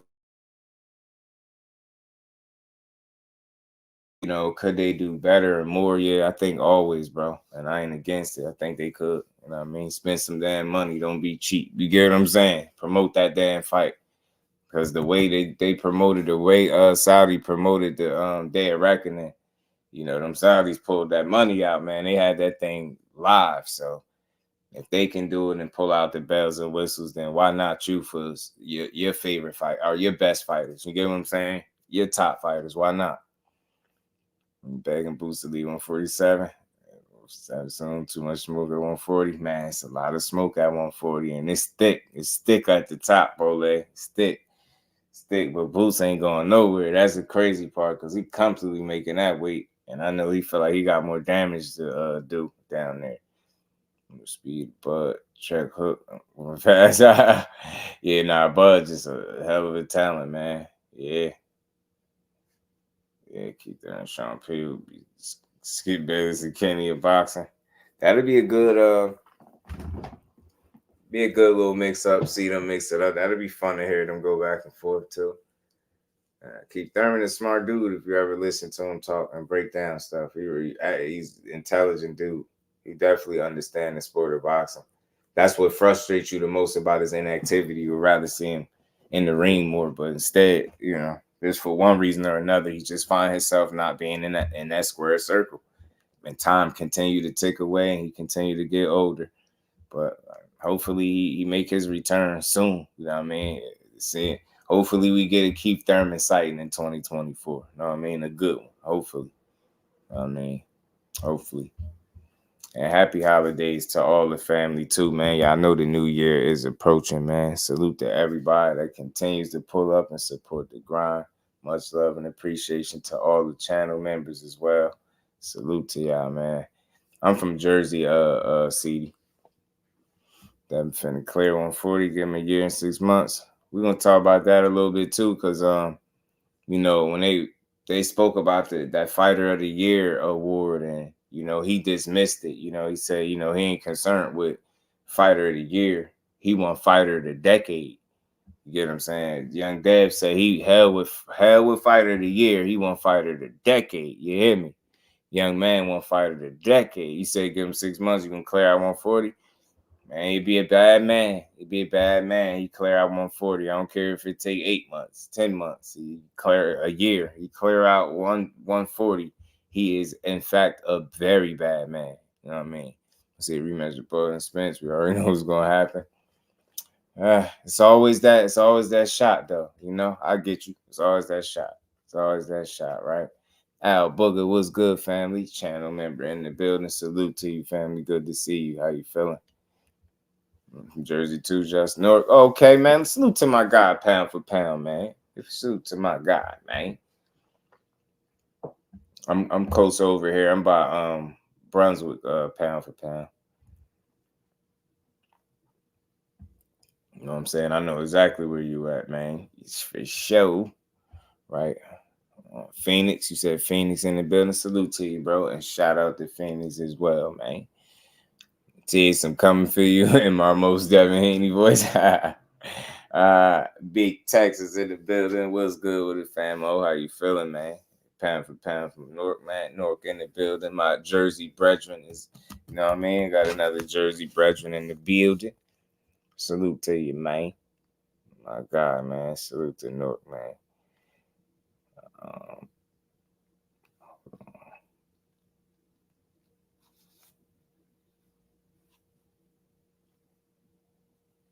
Oh, okay. I was tripping for a second.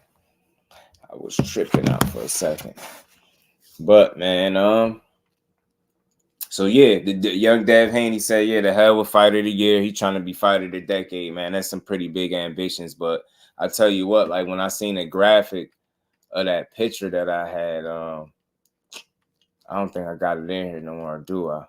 You know what I mean? I tell you what, you run through them names right there, man, you be cooking with grease. You run through those guys right there, you cooking with all kinds of grease, bro. No BS, man. Especially, like I said, if they saying him and Ryan is like close or something like that, close to being done. Hey, man, you run through all these guys, bro. It'd be hard for somebody to take anything from you, bro. It'd be hard. It'd be hard, very hard.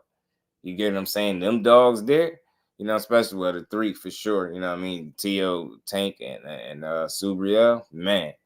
Don't nobody be able to take nothing from you. Remo, what's good with it, my guy? How you feeling? Ready to see Cool Boy back in the mix as well? Yeah, Speedy too, man. And where the hell is Castano? And I seen a picture of him, a graphic, look like this kind of picture that I got up on the screen. It was Castano in there, just standing there alone. Like I'm like, man, where the hell he been at, bro? Since the loss, where the hell has he been? But for sure, I want to see Speedy back in the mix and Cool Boy for sure, man. Speedy don't need no more layoffs, man. No, he took an L, but he don't need no more layoffs. Yeah, facts. I got that up there, CD. Yeah, what's his name? But yeah, if that was to do this, yeah, because you talking about Fighter of the Decade, man, you gotta wipe these dudes out and talk that type of stuff. That's big ambitions, but you know, it is what it is. It's all good. I thought it was interesting though. He said the hell with Fighter of the Year. Fighter of the Decade to be what's up for him. Yeah, this was Sugar Sean Garcia, Ryan Garcia brother, tagging AMADO Vargas, you know, from the Vargas clan, saying to him, you know, let's run it under Ryan and Devin. You know what I mean? He asked him, is he ready? Think that'd be a cool fight to watch. That'd be a good fight to watch. You know what I'm saying? If in the rec shop, let's see it, bro. I'm with all of it, man. He said that Miss Idiot. Zena, was good with it, family. How you feeling, bro? Good to see you in the building. Big Dog Willie in the super chat said, did you know Bill Haney invented the Easter Bunny? Shout out. So he invented the Easter And we ain't never got a box again. Well, right. well. I already been getting these bets, but now it's time for you to get your just do. Salute to my guy, Big Dog. Well, I do have a question on Shakur accolades get overlooked. The division unified world champion. I think Dante, I think when it comes to him, he got some of that inherited like Bud Crawford hate a little bit. And I think the fact that his extreme level of confidence makes people hesitant on him, and you add that with the kind of performance you have, and that's all people need to back off him a bit, right? Some people hate the confidence. Some people hate the way he talk about how good he is or how much he believes in himself. It's one of those things. That's what I observed from the outside looking in. And some people just feel like he's just not that good and he got to prove it. And I ain't against nobody saying you got to prove it, but you know, I don't think that's just run of the mill type of fighter. I'll say that. You know what I mean? I do think he is at the top of the game. You know what I mean? He's in that very small percentage of guys that could potentially be generational talents, but you always got to prove it. So it's light work. Shit, that's a lot of work right there, bro. That's a lot of work. The YouTubers that took them to dinner. Talk to him, Z. The buddy respond. I haven't seen it yet. I haven't seen it, but like I said, I would love to see it. It's like, right, I bet. Yeah, crazy. Salute to everybody in the building. Did I miss my brother Cal Coolett, man? Cal Coolett, blessings, Brody. How you feeling, family? Good to see you in the building. Salute to my brother Big Dog Willie, always supporting the grind. Always, man.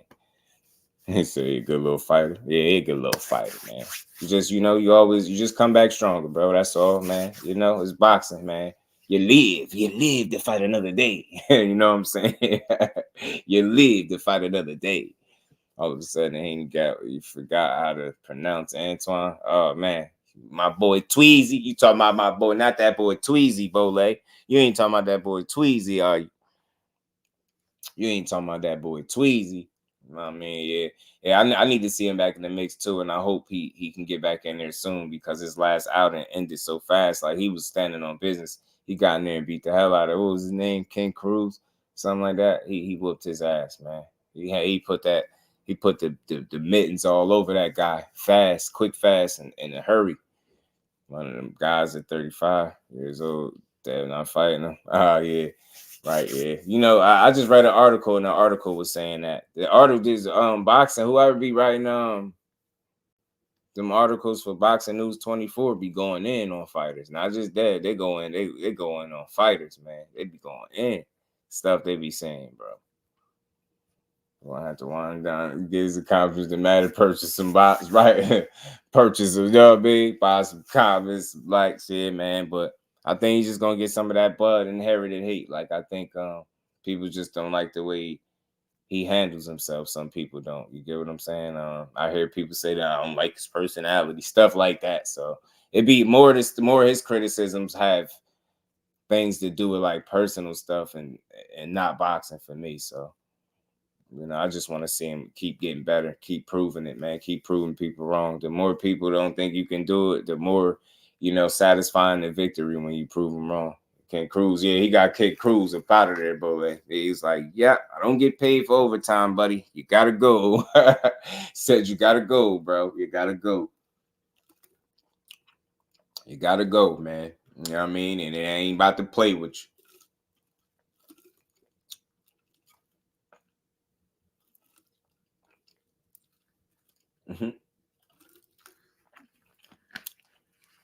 Say your own big brother.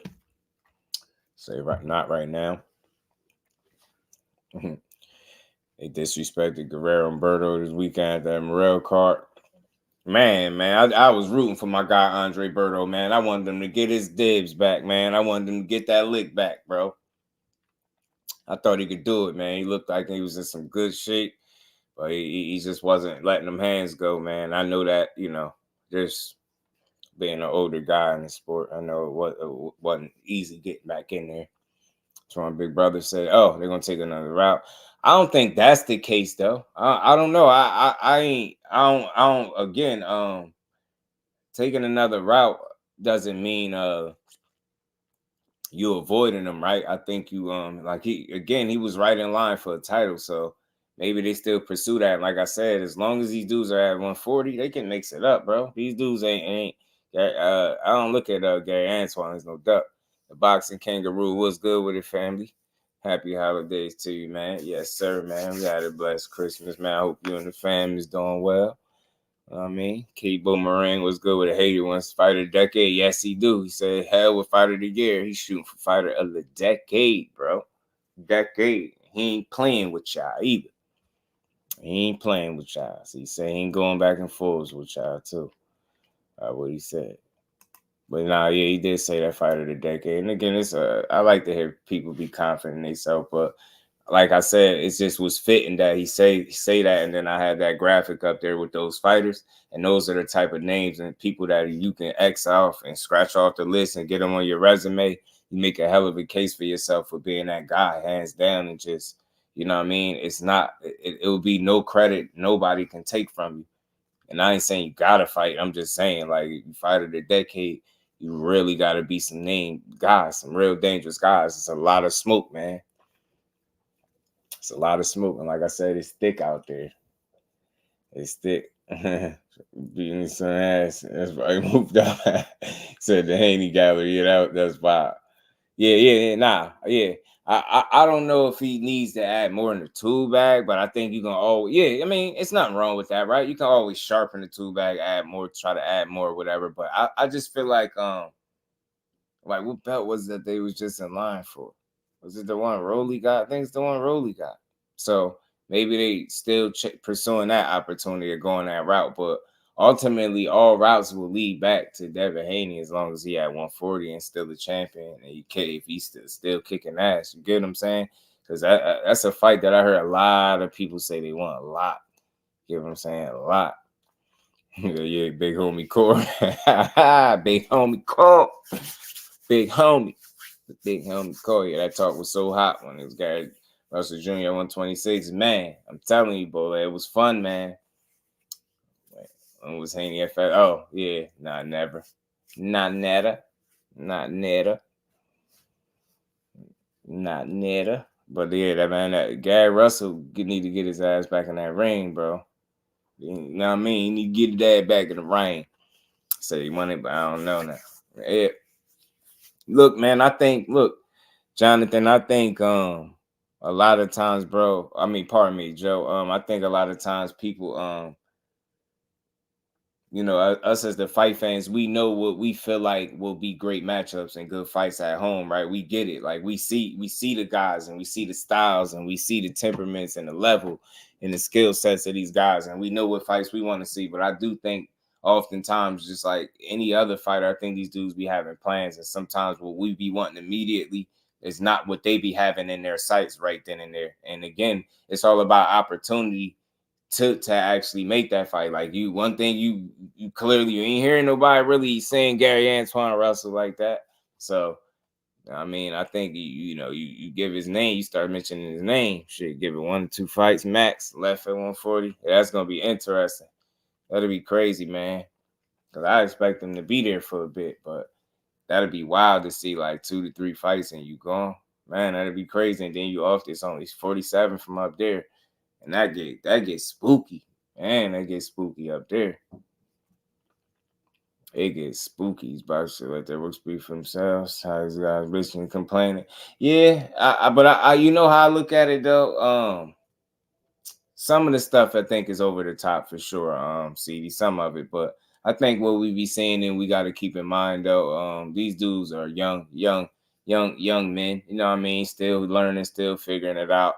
A lot of pressure on them, a lot of money at their disposal, or opportunities that is looming.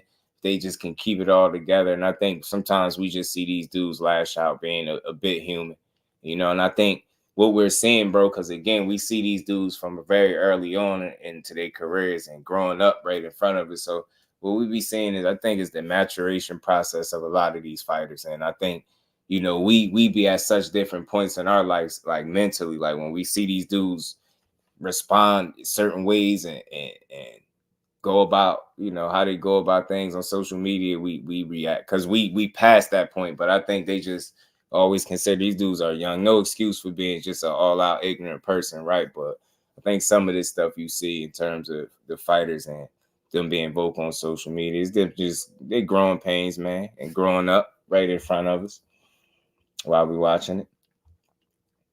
Salute to my guy Justin, man. So those fights in Tiz and Lopez, yeah, man, that's all great fights, bro. I'm playing first try now, the strip. was closed. He's hot for a reason. Welterweight. Right. The block is hot. You know it. Devin just copping Floyd literally for 2 or 3 fights at 40 and moved to 47. I don't want to do the same. Doesn't smoke at 40. Hope not, man. Hope not. Because it's a lot of intriguing matchups at 140, respectfully, for him to make. You know what I mean? And if they still thinking about, you know, snatching up titles and stuff like that, then 140 is a hell of a division to you know, clean out, so to speak.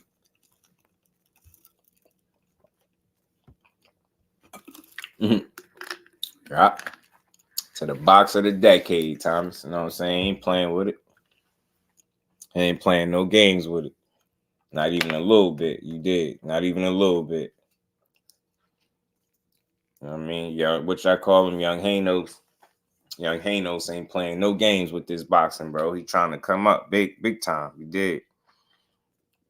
Trying to come up big time.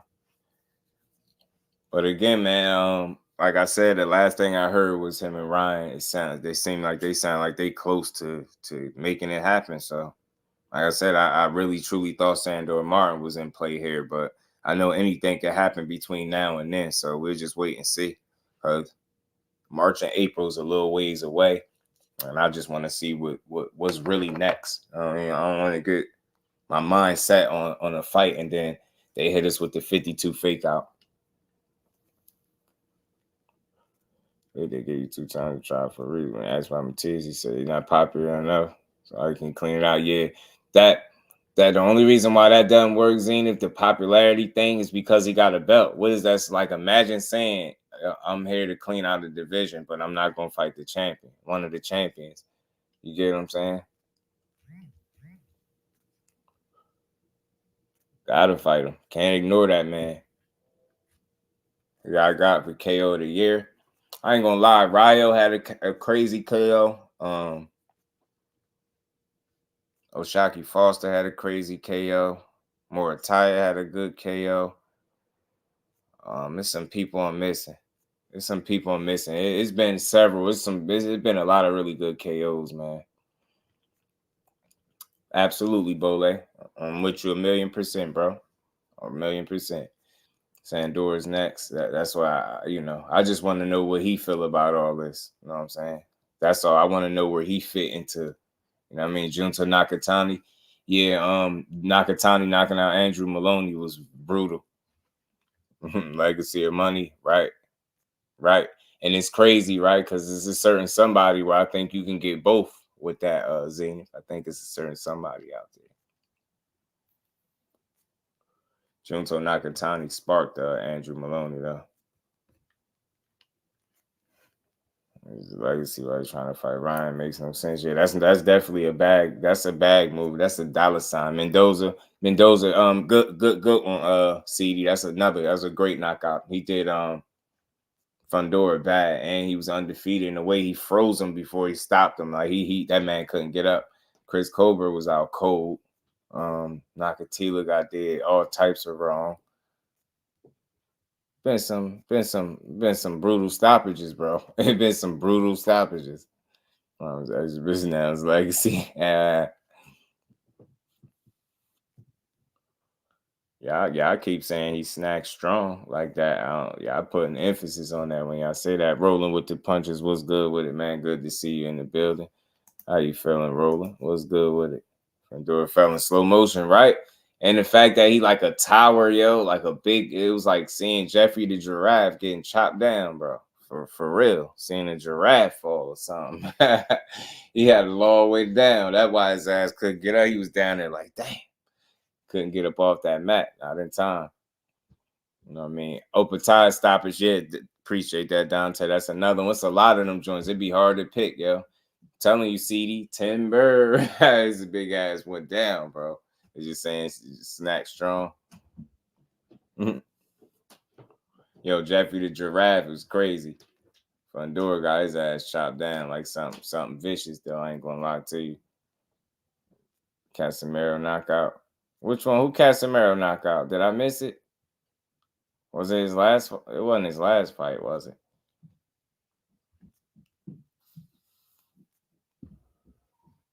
Speaking of Casemiro, You know, Inoue got plans. NAOYA Inoue got some plans for 2024 that he kind of rolled out. Him and his team they threw some names out there. You know, the first name was Luis Neri. And they say Luis Neri, Akhmadaliev, and you know, Casemiro was possible opponents for him. And my question, man,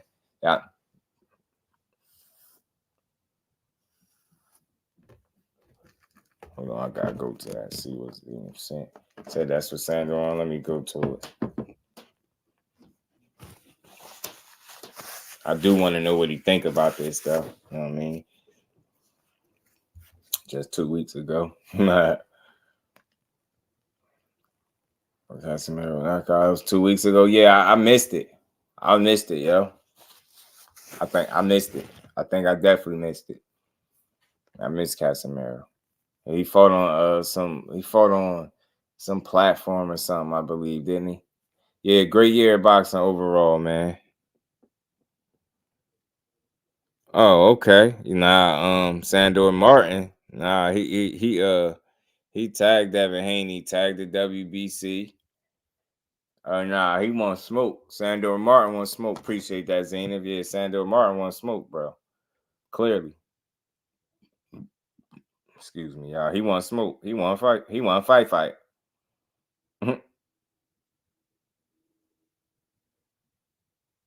Yeah, Sandor Martin want to fight, y'all. So it's gonna be interesting to see how all this play out. But I swear, I hope they ain't misleading this man. I hope so. Sandor better sit back and chill. Nah, Sandor want that smoke, man. Sandor he want his shot.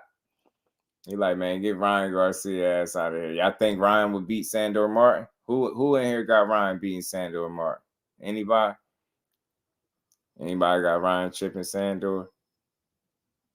He won his shot, man. He tagged Devin Haney with a smile, with the smiling emoji and the boxing glove. Like, yeah, it's my turn now. Sandor. I don't know if they could just X him out like that, right? I would suspect that that's going to be a bit problematic for them, right? It's a 50-50. Who you got, though? Who y'all got? Yeah, I got Sandor Martin. Sandor better than Regis. Yeah, he can box. Crush that, I think so. Yeah, Sandor beat him. And they'll jump to Cypher and it goes away. Yeah, that's what I'm saying. Sandor out here. He tagging folks. Just money talks, yeah. 50-50. I feel y'all. I feel that. Sandor mess around, man. If he could avoid that left hand, man, he might outbox him. Definitely might give him some fits, man, especially with them feet being so flat. And he got that wide stance. You know, Ryan like to set them feet when he pick Ryan by hair. I get you. I get that, though. I really do. I learned from the team loss. Ryan the edge, get Ryan the edge. I feel you. That's why I said Rolly, I think tripping. He said he made Ryan 10 times worse. He said he was better with Canelo and Reynoso. Remix on the red man line. Got Sandor over Ryan. He got Sandor lines. What it do, family? How you feeling? Salute, Brody. Yeah, Sandor is a tricky fighter, man. He got some skill, and you definitely remember that's the guy that beat Mikey Garcia. So he definitely got the ability to box and pull it off if you ain't prepared for him. You got Ryan. I ain't mad at that. But you know what? The crazy thing is, for me, it's like, y'all must well have Ryan stopping him then, because I don't know if Ryan outboxes that kid. Sandor might have something for him, bro. It's making the reasons there. Fight. Yeah, he's definitely next. Not stepping aside. Yeah, that's what Zainab just sent me. He tagging them folk, man. He tagging them folks. I may catch Sandor gas thing iffy. No, man. Sandor he showed a good account of himself last time I seen him in the ring, man. Reese also said Sandor was next. Yeah, so it depends on what they're willing to pay and if Sandor accepts it, right? Salute to my baby girl back in the building. Right, so I guess that's where we at. Look, I ain't against saying the fight. I don't want nothing to go wrong. I just want them to give us the fight they said they was going to give us if that's what's next. And they saying they close, too. So, Darren was good with it, fam. How you feeling, bro? So, again, I'm cool with it. I'm cool. It's like I said, I knew Sandor wasn't gonna go quietly. He like, nah, not so fast. But let's see if he can be paid to step aside, or if he really be like, nah, I want my opportunity. So either way, I won't be mad. Like, we gonna get to see a fight, and that's all that matters. WBC only cares about money. You know it. BTL. Right. You had him questioning himself too. So you have to watch the patterns. Absolutely, though. Absolutely, Zenith, and that's important. Well, most especially with people in boxing. You know what I mean? You can hear them out. You can always hear them out and listen to what they say, right? But you definitely got to watch how they move and what they do. And a lot of times, oftentimes in boxing, the things that people say don't align with the way they move. So in this situation, it'll be easy to see. And Chris Martin fight. Yeah, it's not a bad fight at all. Slick talking proper Spanish. Dre Smith in the building. What's good with it, bro? How you feeling? You gonna pay whatever you need to get that Ryan fight? Let's see it, bro. They talking heavy. They talking like they ready to go. So they don't just lost money on Devin last fight, so they pay Sandor and pay Ryan. Devin gonna be tall task. They bleeding money. Yeah, man, and that's what is that's what Eddie Hearn been doing. I from what I understand with the zone anyway, giving up a lot of that brethren. You know what I'm saying? Giving up a lot of that brethren. Sandor versus Ryan, 50-50. I feel you, Jay. I feel that. I can feel that. And it's like either Ryan catches him at some point late, because I don't think it'll be early. Either he catches him at some point late, or he possibly gets outboxed slightly to lose a decision. That's how I could see that fight going. Ryan either catching him late, stopping him, you know what I'm saying, or Sandor pulling off a close decision, or them possibly having to get, could be one of them situations, man. Right. Maxayo just you talking about Mark Maxayo had a crazy knockout. Bet, man, bet. Sounding like Tony Montana. Not so fast. That's how he was. Not so fast.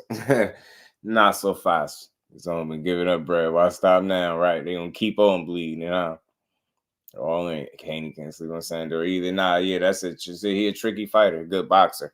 Ain't confident, he come to win, got experience. I mean, he might clean out his ears and he starts speaking in Puerto. Yeah,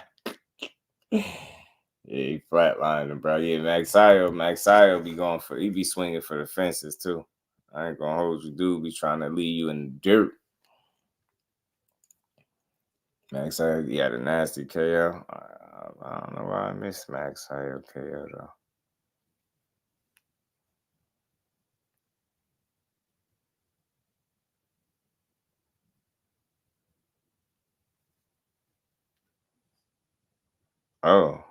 Oh, yeah, I had seen this highlight. I forgot about this one. Yeah, he slapped Buddy. He slapped Isaac Aguilar, yeah. Nah, that was brutal. He had a hell of a knockout of the year, too. I ain't gonna hold you. That was brutal. Man, that was brutal right there.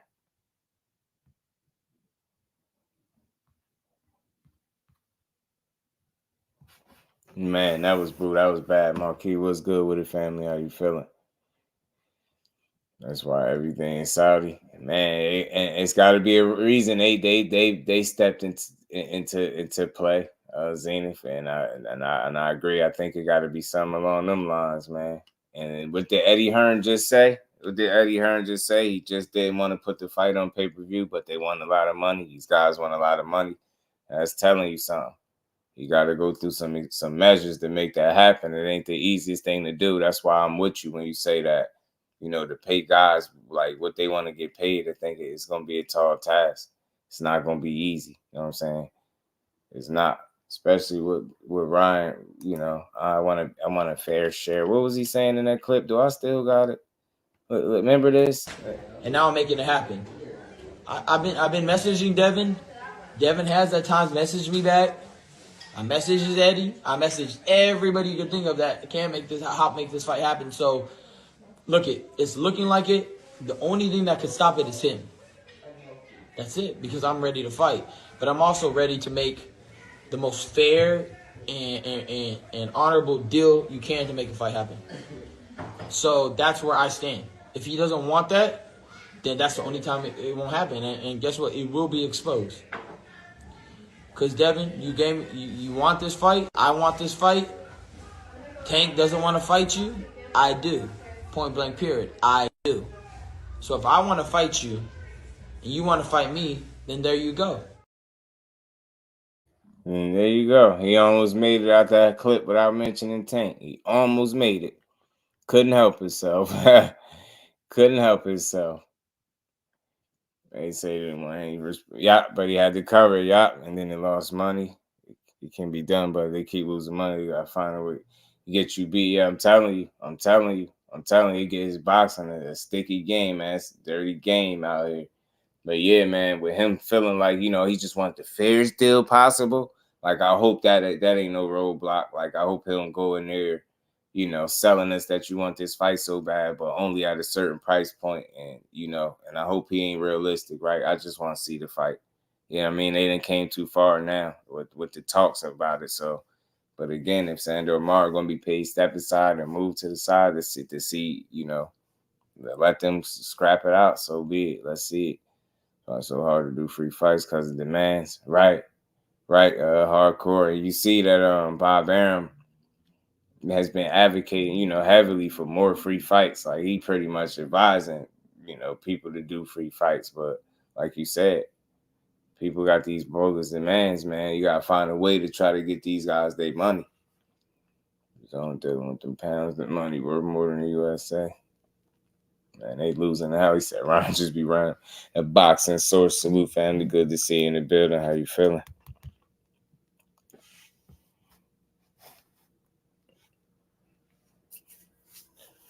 Devin versus March 9th on the zone. Aaron wants that bar lower immediately, Bole. Immediately. He like, can we please stop paying these fighters? Can we please stop paying them? Oh, man. Anyway, got a 3-fight deal. Yeah, these is the names. Face, salute to my guy, Fate. These were some of the names that he had threw out there. I don't know if you seen something different than the names I got up there, but I know those were some of the names I seen. Like I said, Luis Neri. But I heard because he tested positive or something, he wasn't allowed over in Japan or something to that effect. So I wonder would that have any issue or bearing on them potentially making a fight? Because again, that's more than likely where Inoue gonna fight at, right? So can they pull that off and still make that happen? If Luis Neri's still not welcome there? When this fight's finna be in Saudi, yeah, I seen that too. Remo said IG and Twitter files like gold comes to boxing business because Ryan ain't got a belt, ain't been a champ or had his own pay-per-view, but he offered a failed deal. It's crazy. I'm telling you, bro. I'm telling you. He's on losing pounds, dollars, pesos, yen, and at an astronomical rate. I've seen it. At an astronomical rate, they giving it up. Right. So that's what I'm thinking too, Fate. So they're gonna have to maneuver that and put that fight. Yeah, put that fight in Saudi. Especially if that's the one that's next. That's the one they was talking about next. He gonna smash Neri. I ain't even gonna hold y'all. I don't know what y'all gonna see. I don't know what y'all see in that, but maybe he be competitive as long as he lasts. But I don't think he make it out of 12 with Monster. I think Monster stopped Neri. I do. Thinking, man, to be honest with you, I think he stopped all three of those guys if those his next opponents. And it's to the point now with Monster. My question is, like, can he clean out the rest of 122 and 126 too? Like, I think that's if he fights this lineup of guys and he runs through these dudes, I just don't think it's much more for him to do, obviously, than go up. You get what I'm saying? And try his hand at 26. It's crazy how I mean, people are fighting back. Don't get it wrong, till pilots fall back, right? But it's just like you're not able to hurt this guy. He just didn't even have a scratch on his damn face. Like, it's getting spooky. This dude just completely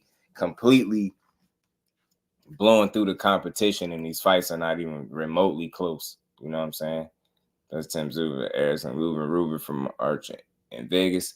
That's a good fight. Boxing Kangaroo. That's a good fight. I like that. It's a tough fight. Another tough fight for Erickson Lubin, but man, listen. I think that'd be a good fight. Tim Tszyu, dangerous, man. He got a lot of momentum he building right now. You got to be smart in there, man, because that dude gonna unload, and he got some sneaky hand speed, and he getting better. I mean, Tim Tszyu definitely getting better. What I'm saying is he ducked Casemiro. Yeah, then you know that's BS because he ain't ducking nobody, yo. And I think he stops him, respectfully. I think he stops Casemiro, bro. I do. I think he stops him, man. Erickson. Due for a title shot. I'm telling you, Zane, if he been putting on, man, he found a way to, like, you know, come back stronger, coming back stronger after them L's, man. So I like Lubin, man. I want to see him keep getting his opportunities, man. And if it's Tim Tszyu, then so be it. It's a good fight. You know, a lot of people probably say, oh, he too chinny, or he gonna get knocked out, man. I don't know. I don't think he chinny, but I think he'll be a live dog, because you ain't gonna tell me he don't got a chance. And it'll be about game plan, the kind of game plan you know what I mean, how he fight him. Because you can't tell me you can't beat him. You know what I'm saying? Casemiro been dropped before. Say Lubin might get put to sleep. You can't, leaning on the ropes with Tim. Yeah, nah, you can't give your back up to the ropes like that, because he gonna unload on you. And it be accurate, and he be letting them hands go. You know what I'm saying? He dangerous. He got good power, real good punching power. You don't want to just be languishing on the ropes with a guy like Tim Tszyu on the other side of you, just drilling on you. You don't want that. If he keeps moving around in the ring like he did against Ramos, he can pull it out. I'm telling you, it's right. Use the ring, man, intelligently. Keep your back off the ropes. Make sure you always have an exit, man, because that dude, you got, like I say, he's deceptive in there, man. Tim Tszyu is sneaky, got some sneaky hand speed. I'm telling you, man, them joints working. He punching, he throws some good combinations, man, and he could take a good shot too. I like that fight. I really do. I like it. One of those rings that limit catch mobility. Yeah, I hope he don't get another sandbox, Cal. He had that sandbox he was fighting in when he fought Tony Harrison. They damn sure looked like they was fighting in the damn sandbox. Like, what the hell? Low ass ring. Ring look little as hell. We got dragged into a dog fight with Fundora. Let his ego get the best of him. Absolutely, Zenith. Like, you know what I always said about that fight, bro? He went into that fight being the better boxer, but he left the fight not showing it, if that makes sense. You get what I'm saying? Like, my thoughts and feelings going in there was Lubin definitely was the more skillful guy than the better boxer. But like you said, he got dragged into a dog fight, let his ego get the best of him. He spent way too much time in the pocket, and he took way too many unnecessary shots, should I say. Way too much unnecessary punishment, because he just sat up in the inside. And the tricky thing about Fundora, he's able to, he generate some good power from the inside with them long ass arms and them uppercuts, and he just kept catching Lubin. And I think that's where the damage came in that. I mean, you just allowed him to hit you way too much in the same spot over and over, uppercut. I'm like, man, I don't know what made him do that. Like, you should have kept boxing, especially after he made him take that knee, pretty much put him down. He was supposed to keep boxing his ass. Train high elevation. Yeah, that ring looks small as hell with Tony Harrison. It could help. To be honest. Yeah, Ramos is a tough out. I know the next guy he fight getting hurt. Nope, he ain't listening to coach at all. He knew he didn't. And I was like, I know he getting chewed out. I know it. I know Kevin Cunningham getting on his ass. Because I know he wasn't telling you to fight like that. You clearly was fighting the wrong way, bro. I was like, why is he doing this? I get, he was hanging in there, but I'm like, yo, you a better fighter than boxer than him. Box his ass. Know what I mean? And he can't box from range that well, because it's like seem like he got issues with his vision or whatever the case. Seem like that's where he lives in the inside. He wants the fight to be that type of fight. You know what I mean? So he ain't got to stay disciplined behind no jab and go try to get you. And that's where I think Lubin went wrong. He should have realized that, picked up on that with Fundora. Box his ass, man. Make him move around and come get you and run into him, or have him run into shots, as opposed to just, you know what I mean, make him earn it instead of standing right there in the pocket, allowing him to do what he like to do best and just throw shots. And you know what I mean? And not make him work, man. Make his big tall ass work for it, man. Scorecards, shots still can't believe it's finna. Yeah, that's finna take that, bro. That's finna take it. Adam, what's going on with that game? I'm watching the little guys. They all look like they're starving themselves. Hey, some good little guys. Adam, man. Junto Nakatani is one of them, man. He a beast. Benzo was good what he said. Come to the dark side. CDB.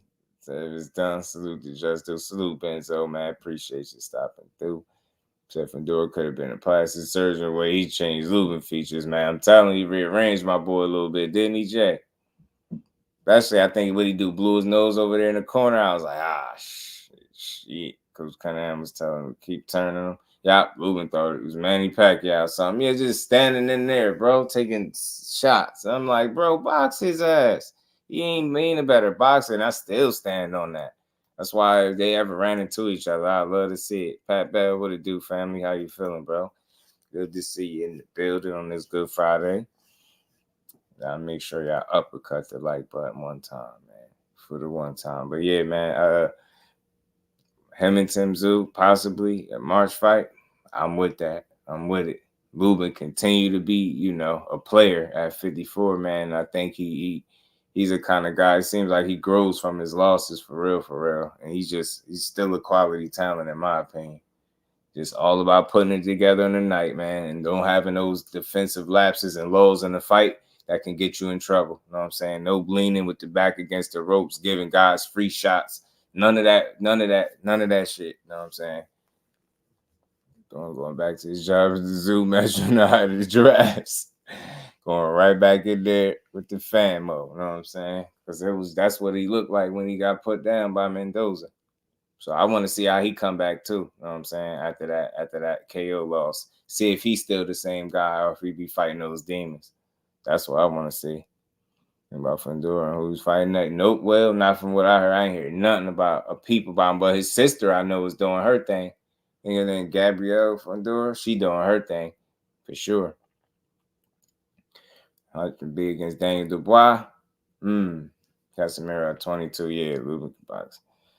You got to maintain his distance. Facts, man. Stay disciplined, Joe. Just stay disciplined the whole fight. You know what I mean? If need be. I mean, you said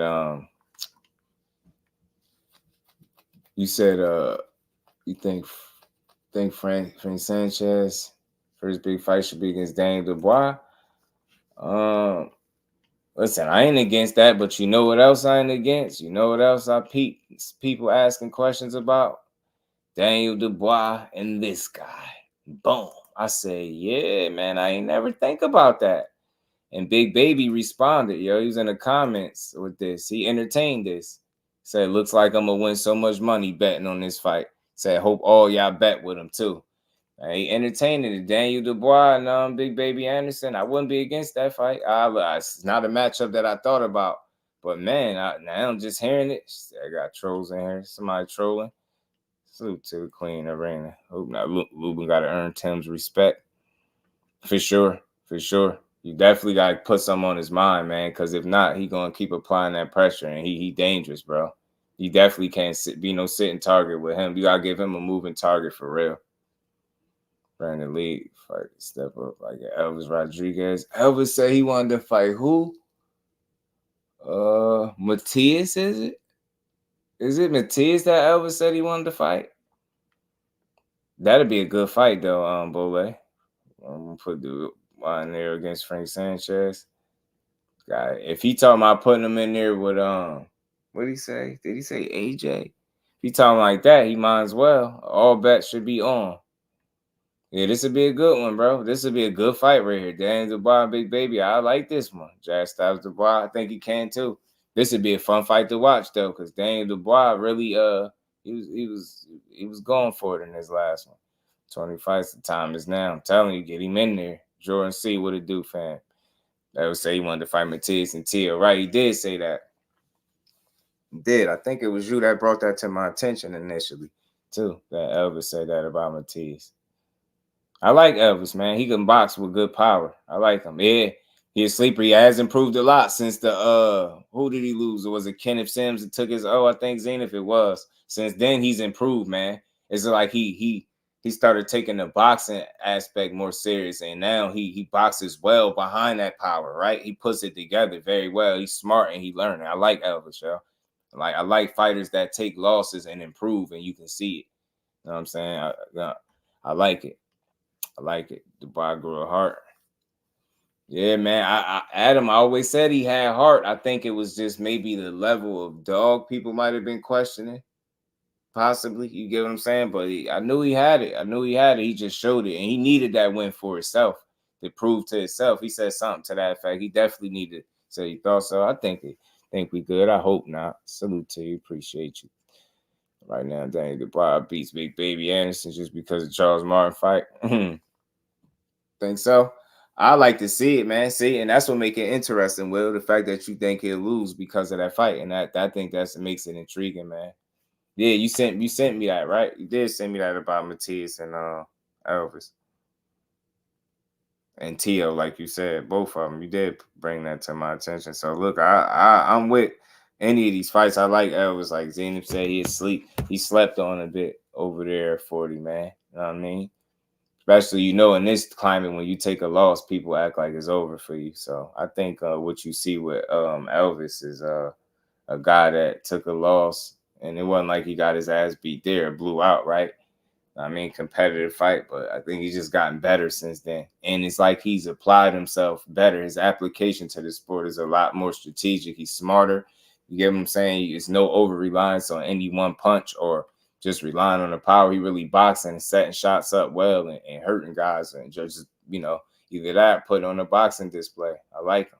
Yeah, with Sims, right? Sims improved a lot too since them losses, man. And he could fight, man. Man, that fight showed me so much right there, man. He was taking some shots, man. He been on fire, man. I had seen him a couple Christmases ago when he had fought Keyshawn Williams. You know what I mean? Coach Calvin was coaching Keyshawn Williams. Keyshawn came out there hot. Came out there blazing, won that first round, and Kenneth Sims won the next 7 rounds in a row. You know what I mean? He didn't lose a round after that. He lost the first one. That was it. He just went to town. From some boxing does a 10 fight with Garcia. People thought he was none. Yeah, and he improved. You see, because I think they put too much into that knockdown. Boxing Kangaroo. They put too much into the knockdown. Confident Dubois beat Sanchez. I feel that. I'll watch it. Look, that's a good matchup too, Boxing Source. A good one. Yeah, man. Elvis a dark horse, man. I like him. Just you see Andy Cruz suing his manager. I heard my good brother Jay speaking on it a little bit. I missed some of the conversation about it though. They hear you suing us. What was it? Somebody that he was doing business with at one point or something like that. I don't got the actual factuals in front of me, but I did hear about it briefly. I just didn't read into the story enough. But Kenneth Sims was on the one who took his O. Yeah, for sure. Kenneth Sims been on. He took a couple O's too. Few of them things. I like his improvement, man. I like the way he been taking things serious, man. It's like he look like he a fighter so away from a title shot. At least he gotta be. Kenneth versus Elvis 2 should happen. Oh, that'd be a banger. That'd be a banger, man. That'd be a damn good fight. Long time sparring partner opposed to Adorno. Size. I got Elvis. Look, yeah, he has dimensions of a champion. Yeah, Bole, I like him. He smoothed out some of them rough edges. He just seemed to be improving and getting better. And you could see it in his fights and the way he approached them. More comfortability, more patience. You know what I mean? He thinking in there, but not overthinking. You get what I'm saying? Figuring stuff out. He's setting traps, creating his openings, and then he taking them. Like, I like the way he fight, man. I like it. Show improvement, but I think he would lose to Sanchez. I think Sanchez overall just as a complete fighter, Zenith, and as a complete package, I think he'd give Daniel Dubois a bit of trouble, a nice bit of trouble. because he won't be stationary the way you know, he won't be nowhere near as stationary as what Jared Anderson was. I mean, not Jarrell Miller was. He wouldn't be nowhere near stationary, so he just won't be there for the taking for him to just, you know, unload shot after shot on like that. It won't be that kind of fight. And he'll really have to box because Frank Sanchez is going to make him go in his bag. If you can't keep up with him, he's going to get outboxed. And Frank got some he got some solid punching power. Shit, I believe he hit harder than Usyk. I mean, Usyk stopped him. I think Frank Sanchez to have a shot. Anything about Ryan's moving up to fight Jamal Charlo? Nope. I ain't hear him. I heard him tease, you know, a little teaser salute to YSM. I seen his video about Boots teasing you know, fighting at middleweight, but no, I ain't heard nothing about him really going up there to fight Jamal. I know Breadman Edwards, he seemed like he wanted that Jamal fight. He said Caleb was just outboxed Jamal. I mean, he said he just outboxed him. So we'll see. Elvis versus Albert will be a great fight. Hell yeah, Bole. Hell yeah, why not? I gonna lie, Miller versus Jared would be been good. Yeah, for the name fates, they still throw him in there, make him fight for the name, man. The loser got to drop the name Big Baby. You know, Jared Anderson ain't going, man. That's a good fighter. Jared Anderson ain't playing no games. He not. I like to see it make them do scripts. Like I think Jay was saying that too. Matter of fact, I know Jay was saying they make them fight for the name. You know what I mean? The name Big Baby.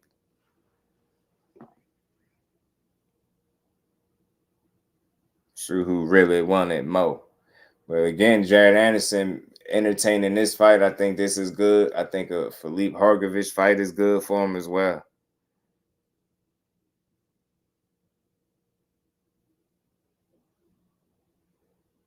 Andy Cruz right back in the ring February 24th, huh? Brian Samaripa?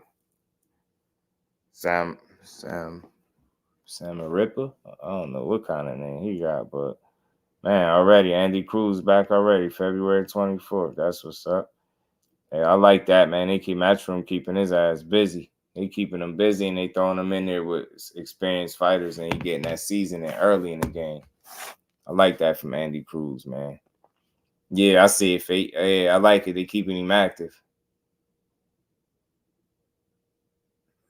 No evidence was good with it, fam. So just go resume. The resume check the guy he fighting, right? Who the hell is he? I don't know who he is. They saying what they call him, former. Did they say former champion or something?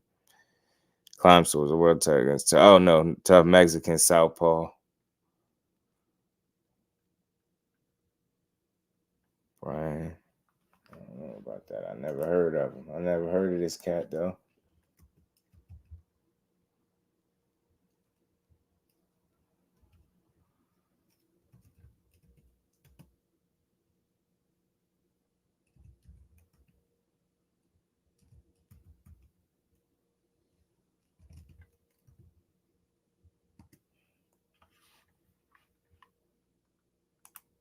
Oh man. Oh, he about to get his ass kicked. This dude, 14-2, 5 KOs. He about to get beat up, 26 years old, Mexican southpaw. He about to get shit. Man, he gonna get beat up, bro. Andy Cruz got some more food. Andy Cruz about to beat that kid up for sure. 100%. 100%. He gonna beat his ass for Andy's.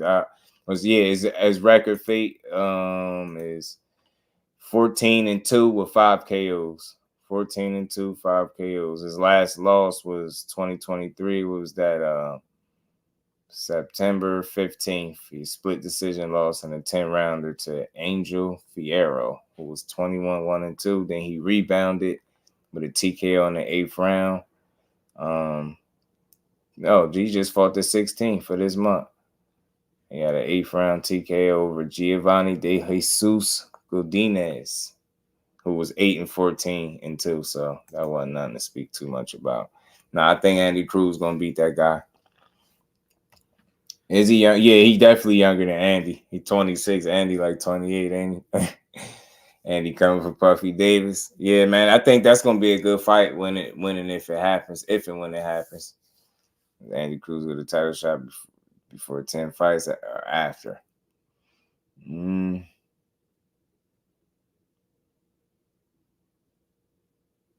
I'll say after. I'll just say after, possibly with the landscape of things. I'll say after, but I could be wrong. You getting it before, you think? I was just because of the landscape of things. I was thinking it'd probably be a bit longer, but hey, the sooner then the more likely we probably get to see him in there with somebody that can test him. Because I think right now these dudes, just for where it look like he gonna be levels above these dudes, man. And I truly, just looking at the guy going up and down his resume that he about to fight, I don't see him being too much of an issue for Andy Cruz. You know what I mean? Like he got a whole ton of experience over him. It's not the case, so no, I don't see it. I see Haney versus Ryan. It's a one-sided fight, in my opinion. Haney wins. Ryan got the ability to make the fight interesting and somewhat competitive. You know what I'm saying? I think ultimately Haney is just be too smart for him now. Skillful and too smart, but I think it could be a good fight. And I would respect it because this man to have within his last 3 fights, you telling me you fought Tank, Duarte, and then Devin Haney, I could respect that. I could respect it. You know what I mean? And again, you know, it's crazy. What's very interesting about seeing all this play out, y'all. I don't know if y'all heard me say this, but I said Ryan had a couple ways he can go after taking his loss. He could either tug his tail, try to get by off his name and social media following his popularity, or he could take things serious. And if he was really truly pursuing a Ryan fight and say that it was to pull this off next, that's an example of what I was talking about, how you could just really start taking a career serious and go after the fight. So we'll see. So it wouldn't be an exhibition injustice. It's definitely still got to be one, though. 3 years maybe. For you talking about for Andy Bole? You think we could Tank versus Andy at some point in the next 3 years? That'd be a good ass fight too. Barroso was good with it, fam. How you feeling? And he fights Ryan. That asks the ref if it's okay to punch him in the back.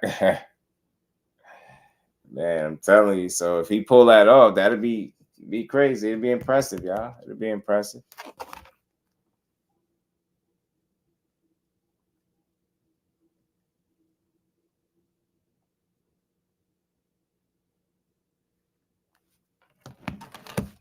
Hiring DJ means he won, so we could possibly get Tank versus Andy. It'd be a good fight, man. Andy gonna make some good fights moving forward, man. That dude is talented, man, and he looked like he transitioning from the amateur to the pro game very well. I just already know his thing. It seemed like for him throughout his career, he's just not gonna be that no concussive puncher or nothing like that. But he seemed like a guy that has the IQ and smart enough and activity to, you know, use accumulation to get stoppages. And I think that's something he'll do. I like Andy Cruz. He got the goods, man. Kid just could flat out fight from what I've seen so far.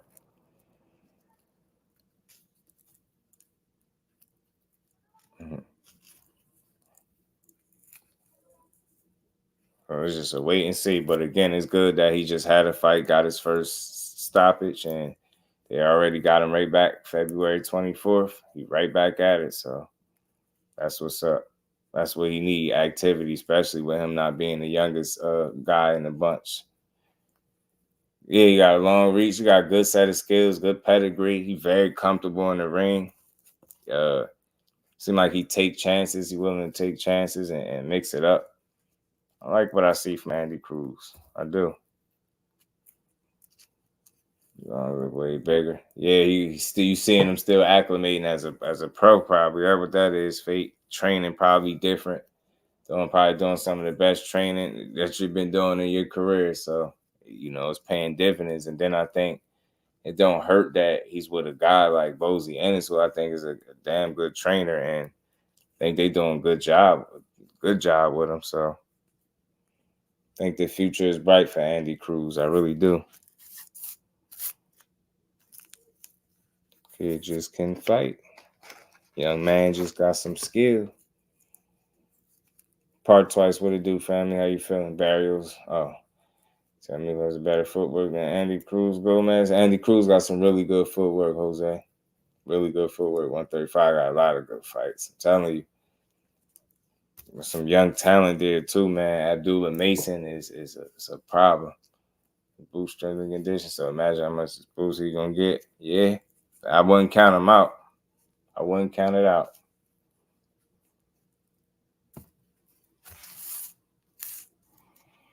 Definitely can get them results when you putting in the right work. And we know Bozy got him putting in that work. I heard Gary say he was interested in Pitbull. Perfect fight for him at 35. Who Gary Russell Jr., bro? Bozy got Haven Brady in the camp too. Yeah, boxing source. I like Haven Brady too. He's a good, talented fighter too.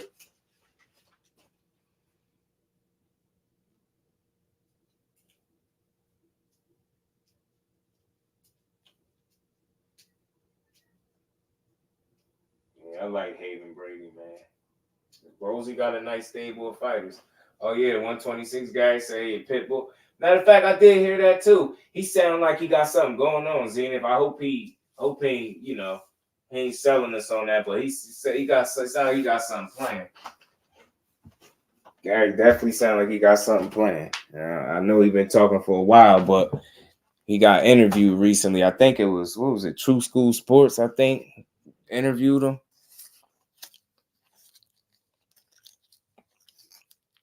I think I know what you're talking about, Barroso. I think I know what you're talking about.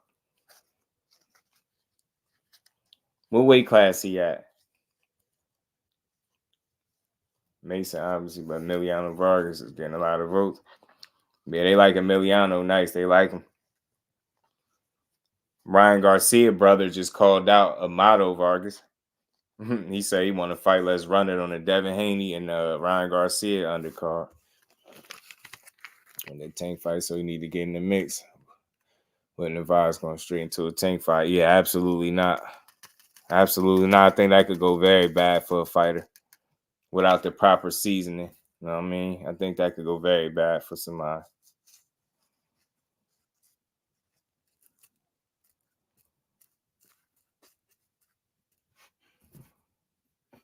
That can go horribly wrong. So he has a recent interview. Yeah, he been doing some good work, man. Great work. Some of them interviews been good, damn good. Vargas should garner votes. He been putting on some good shows. Yeah, Vargas be getting that work done, bro. He be putting in that work. Emiliano look like he gonna have one of the brightest futures out of them, or the brightest future out of the brothers for me. Mason got my vote. Yeah, I like the work Mason put in too. Nice. And then Shushu too. Don't forget about Shushu. Jalil Hackett, another one. Right. I like Jalil Hackett. Well, I like Jalil Hackett. That's how you know, man. Boxing got some real talent in it. These young boys, nice, man. They coming up and they serious about it, man. Doolin Mason really look like the goods, man. He look like he can go far. He really like he can go far, man. Got them long arms too. He got the reach, the height. He got power in both hands, skill set, athletic. Telling you, smart kid. Keep improving from fight to fight, man. Dude will look like a problem out there. Yeah, they hungry, Thomas, for sure, bro. They definitely hungry. They definitely, make no mistake about it. Them kids, them young bulls is hungry. They want theirs, man. They want their respect, and they coming for it. Shushu Carrington is the goods, man. Another one I like. Yeah, Shushu nice, bro. Shushu's that guy. That's gonna be a major problem. Yeah, right, Arena. Major problem. Good. Right, I couldn't agree more. Major problem. The true Shushu one. Anyway, he spoke on it. He spoke on something like that. Something about crashing a party or something. He said he spoke on something about that. I think I can pull it up possibly. He spoke on it. Yeah, Shushu ain't playing.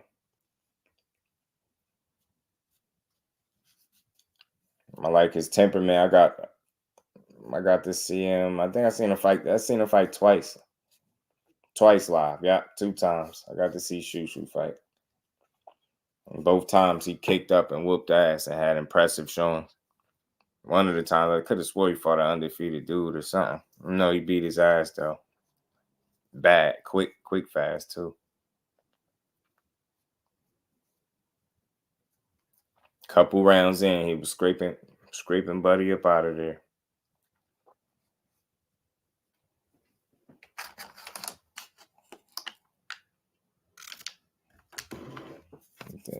Well, said we willing to die in there. He ready to kill. Yeah, Jalil got that mentality, man. Well, anyway, till they get punched, I'm telling you, they're gonna start regretting it. Man, playing move up. Yeah.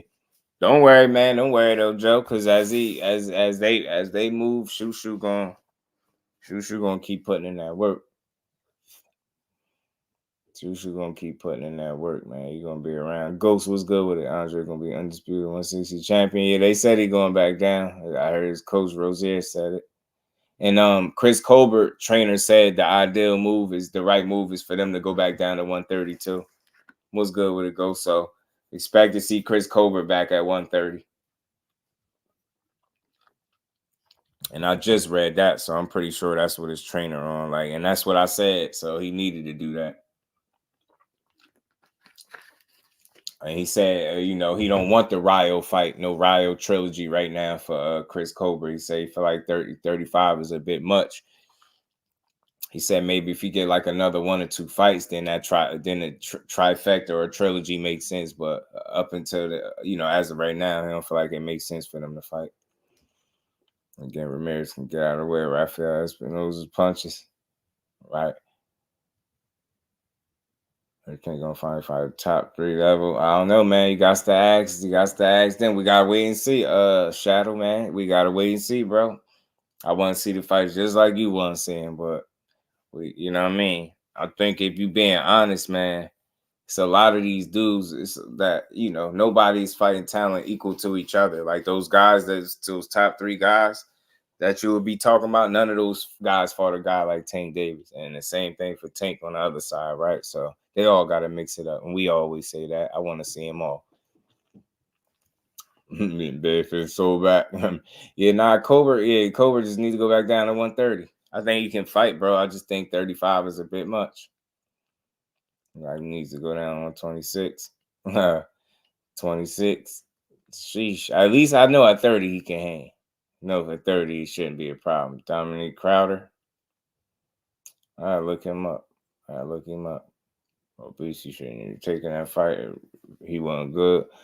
How many 6'1" fighters at the weight shot now? It was like fought someone on his own. That was a great fight. Still, his full name is Ahmad Muhammad Jones, 140, 6-0, 4 KOs from Baltimore. I gotta check him out. The ring doesn't lie. I would get to see that fight right. You know what I mean? It's right, Jose. Cobra style ain't as good as I thought. Not for 35, bro. You can see him going to more of a bag with guys closer, more comparable to his size. Fate, like I think when he up against guys that just naturally got that size advantage, his style has to change and try to adapt and adjust to the size disparity in the ring, and I think that gets him in trouble.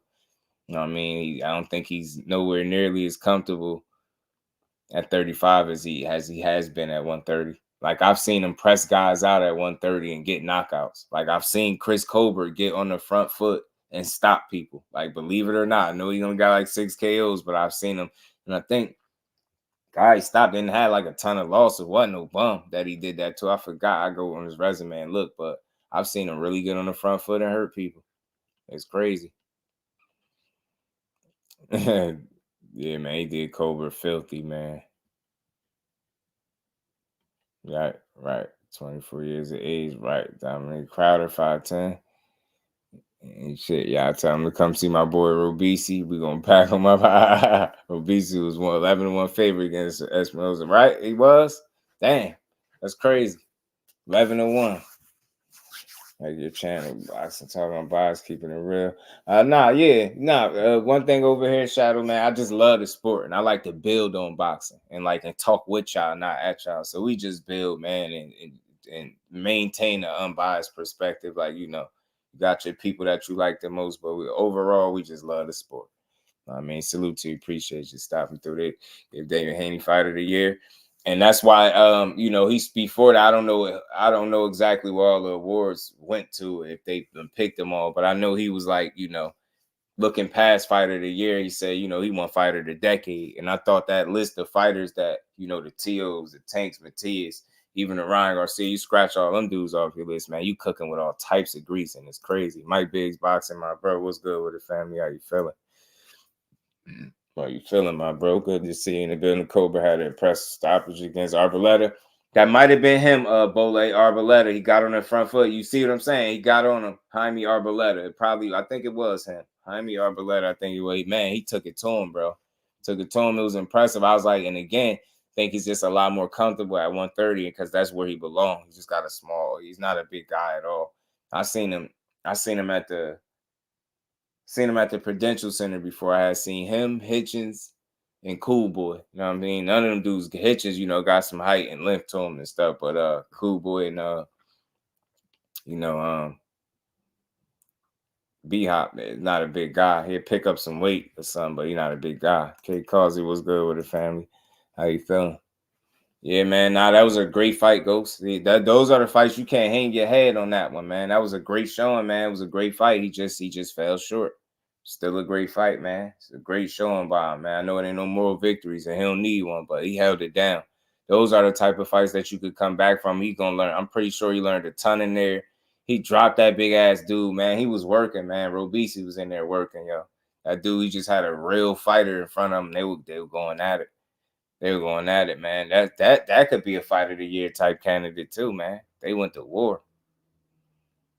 Hard props to him. We're gonna get it back. Wait on here, guy. Here you go. I hear you, Ghost. The Robisi BS knows they would have unification with him and Luis Lopez. Now Robisi gotta have that rematch, yeah, before he can get to him.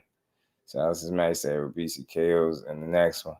Yeah, I know Robisi coming back. He coming for blood in the next one, Jose. I know it. I know he coming to hurt something. in the next one. We gonna see it. We gonna find out. But man, let's wrap up. Let me make sure I ain't missed nothing, man. And salute to everybody in the building on this Good Friday. So you're gonna be 2-time. Like Inoue out. That'd be a hell of a fight too. Inoue.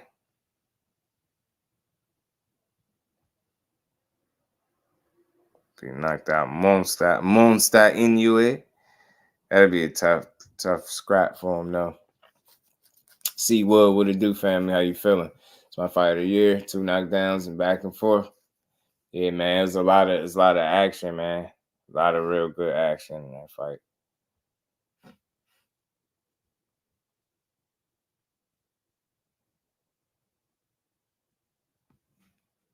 A lot of good action. Prayers for my boy Andy Cruz. Get that bread back. And I'm Clowns champ. Yeah, man. Yeah, man. I seen him suing somebody. Salute to Andy Cruz. I like him, man. I just want to see him be able to reach his potential because he seemed like he got all the goods. Dude really could fight, man. Dude really could fight like that. Yeah, did. Last dude got a magical one on Robisi. Ended up in the hospital. This one going too. Yeah, who you talking about? Adin Gonzalez, the one that he punched snot out his nose. He punched on that kid. I ain't gonna hold you. He did. He punched on Adin in that rematch. Nah, he do. He act up in them rematches. I know Lopez started boxing in 22. He only got like 3 amateur bouts. That's crazy. That's impressive too. Monster fighting in the U.S. Drug testing, legal raps. Man, some unknowns. And I'm talking about marquee fights, Bole. You know what I'm saying? Like, fight one of them peoples. You know what I mean? And where you just not completely in your comfort zone. And will you be willing to do it? Because I did hear that when they came to test him, he caught an attitude and didn't do it. You know what I'm saying? I can't 100% confirm that, but that is out there. That's something that I did hear a valid source put that out there. Said they went to test that guy. He ain't caught an attitude, like I guess on some arrogant kind of stuff, and didn't take the testing. So that's just strange to me. I don't like to hear stuff like that. I don't know how to rather accuse you and get them right with the lawsuit. I hope so, bro. Other monsters, they saying that back to Morrell. Oh man, that was one more thing too before we got out of here, man. Inoue hasn't fought. in the U.S. since 2021, right? And he need to fight somebody that, you know, somebody that we really deem as worth his time that could really challenge him. Because that dude is dangerous, man. I think he can clean out the rest of 122 and move up to 126 and be very successful up there. Be very successful up there. David Morrell, man, they call him David Morrell, the star that nobody wants to touch. And they ain't talking about promoters. They talking about the fighters. You know what I mean? The rising star that don't nobody want to touch, man. You know, Chris Algieri feels like David Morrell can beat Canelo and Benavidez right now. Like that kind of surprised me. He said he feel like he can beat both of them right now. And look, I said this before and I'll keep saying it. Who's left for Benavidez if not Canelo? Like, I don't see. He beat Andre, he beat Plant. Charlo is not at 68 just yet officially. Like, and I don't think nobody would really care to see that next. So it's like, who is Benavidez gonna fight next? If not a guy like a David Morrell, right? David Morrell could always go on and get more season under his belt, get more fights, and stay busy. But at the end of the day, man, the way he calling for it, I just would like to see it. You know what I'm saying? I'd like to see it. Morrell next up. I'm telling you, pound for pound, he is. Slap his brother, what up? We might have to. Ghost John Ryan just declined 3 times. McGee declined him. Benavidez declined him. Yeah, nah, somebody got to fight him, though, Ghost. Miss Joyce said, I'll touch him. I'm just playing. Yeah. Benavidez too, told Morrell to go fight Plant. He did, Bole. He did. He said, maybe go fight Caleb Plant or somebody like that. And, you know, get some more experience under his belt. Get his name out there. Something like that. And I'm going to tell you right now, Senior, we ain't trying to hear that, bro. Fighting. Yeah, Fate versus David Morrell next, man. You know what I'm saying? My guy, Fate versus David Morrell. Morrell fight Plant. Lose the Q's asked. Plant team said they want Charlo. Yeah, he keeps saying that. And again, Salute to YSM. I watched this video earlier. He said, Breadman said, you know, Caleb Plant just outboxed Charlo.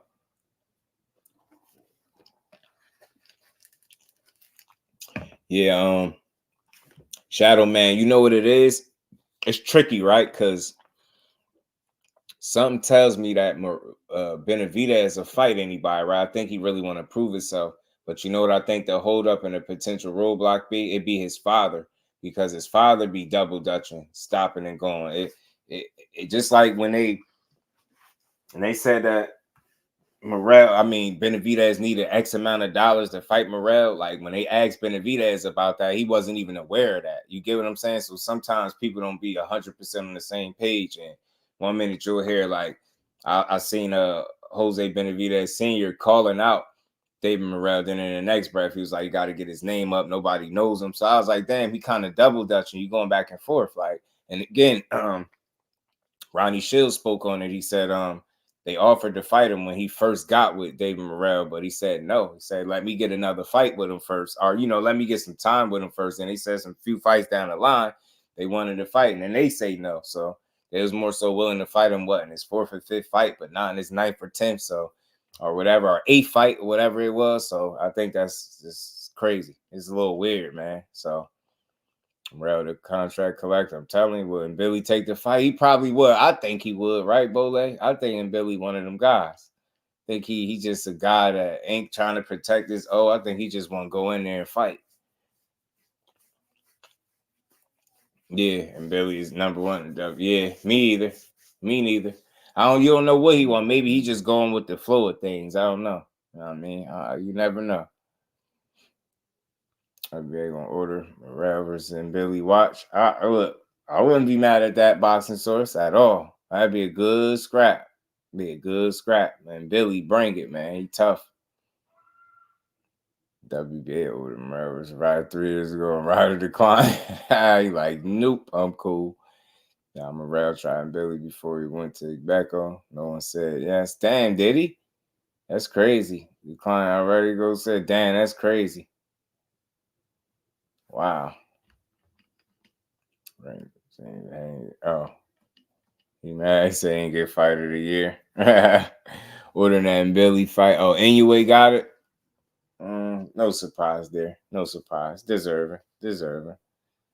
All right, please, y'all gonna see another A's type whooping. Man, I think he's skillful, definitely more skillful than Billy. And Billy's just a tough, strong dude. And he can box, but you know what I mean? He got tested against Gongora, and I just don't think Gongora would have put David Morrell under that type of stress because of the styles. You know what I'm saying? I think David Morrell, even with less fights, is more polished than Christian and Billy. I do.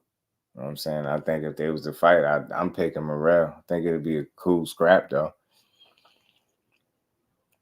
And find out he declines, right? And not stupid, y'all. Nah, boxer kangaroo. You know, Jesse Hart maybe. Not bad, Bole. Because Jesse Hart, forgot who Jesse Hart said he wants smoke with. Somebody he don't like. I think it's Berlinga. Jesse Hart wants smoke with. Billy's number one in WBC. Wants that route. Always new theory because then Billy gonna collect all the skulls.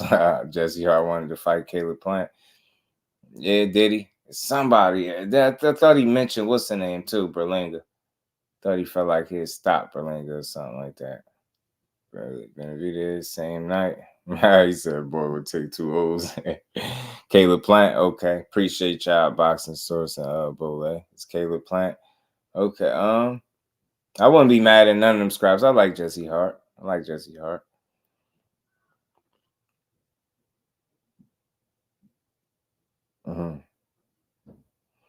I think it's that the two weight undisputed thing, Miss Joette, that got him the win. And then the time he did it in 2 different weight classes in a very short time span. I think he became undisputed in both weight classes at about 300 and what they say 70 some odd days or something like that.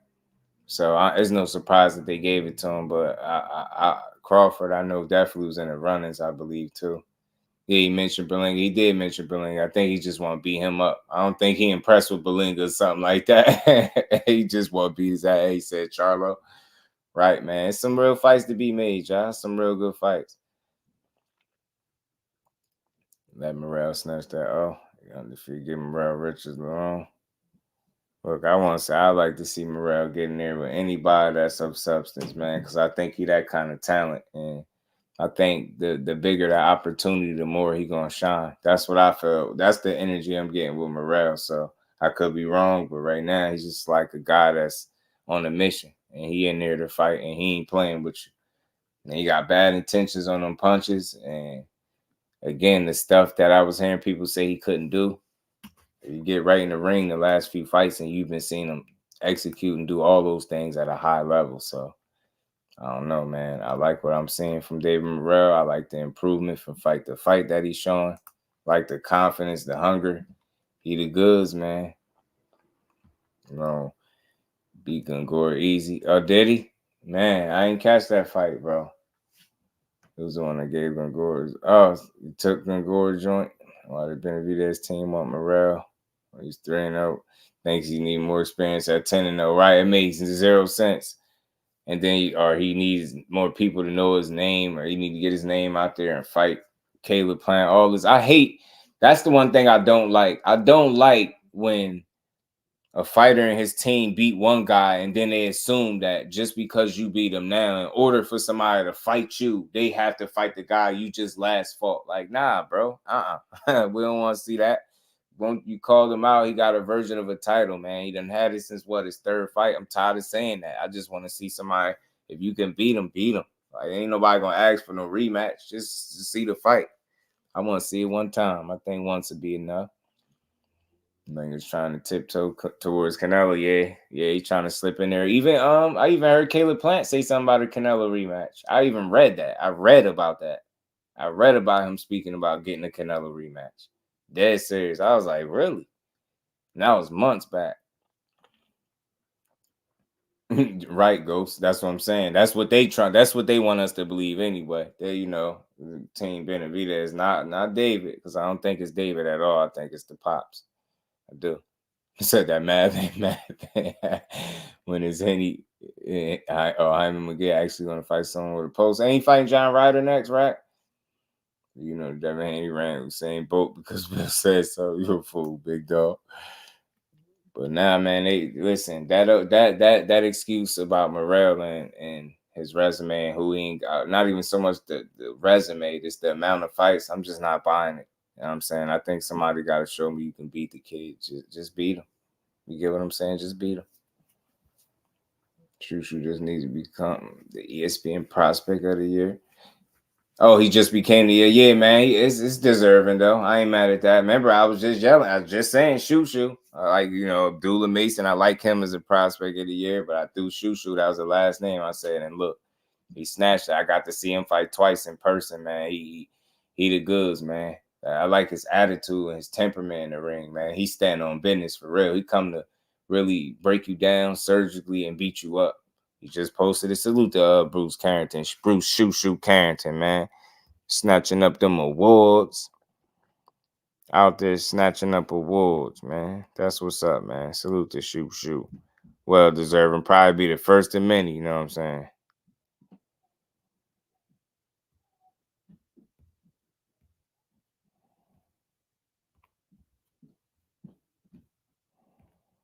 Yeah, nah, NAOYA deserved this award, man. I don't know why that was unexpected. Okay, high key Shushu was a dude Mason, but amazing fight someday. Yeah, sir. Let's get the old division because of Morrell. Boxed him, punched him thoroughly, and got to stoppage late, Bole. And got to stoppage late. So he showed you a bag, and I don't know if that everybody really willing to deal with that bag of tricks right now. Everyone's arguing between Vargas and Mason, and Shushu wins. Yeah. I said it. Y'all heard me say it, though. I said Shushu. And I wasn't surprised at all. He that guy. By the way, pray for AOJ to come back next year. I don't know why. He just started speaking right. This month, he's going to get hurt, sadly. Yeah, it's tricky, man. He better hopefully he take all the time necessary and the proper precautions before he get back in there. Salute to Ados. Man, but Morrell, that's how they labeling him. He's a star that nobody wants to touch.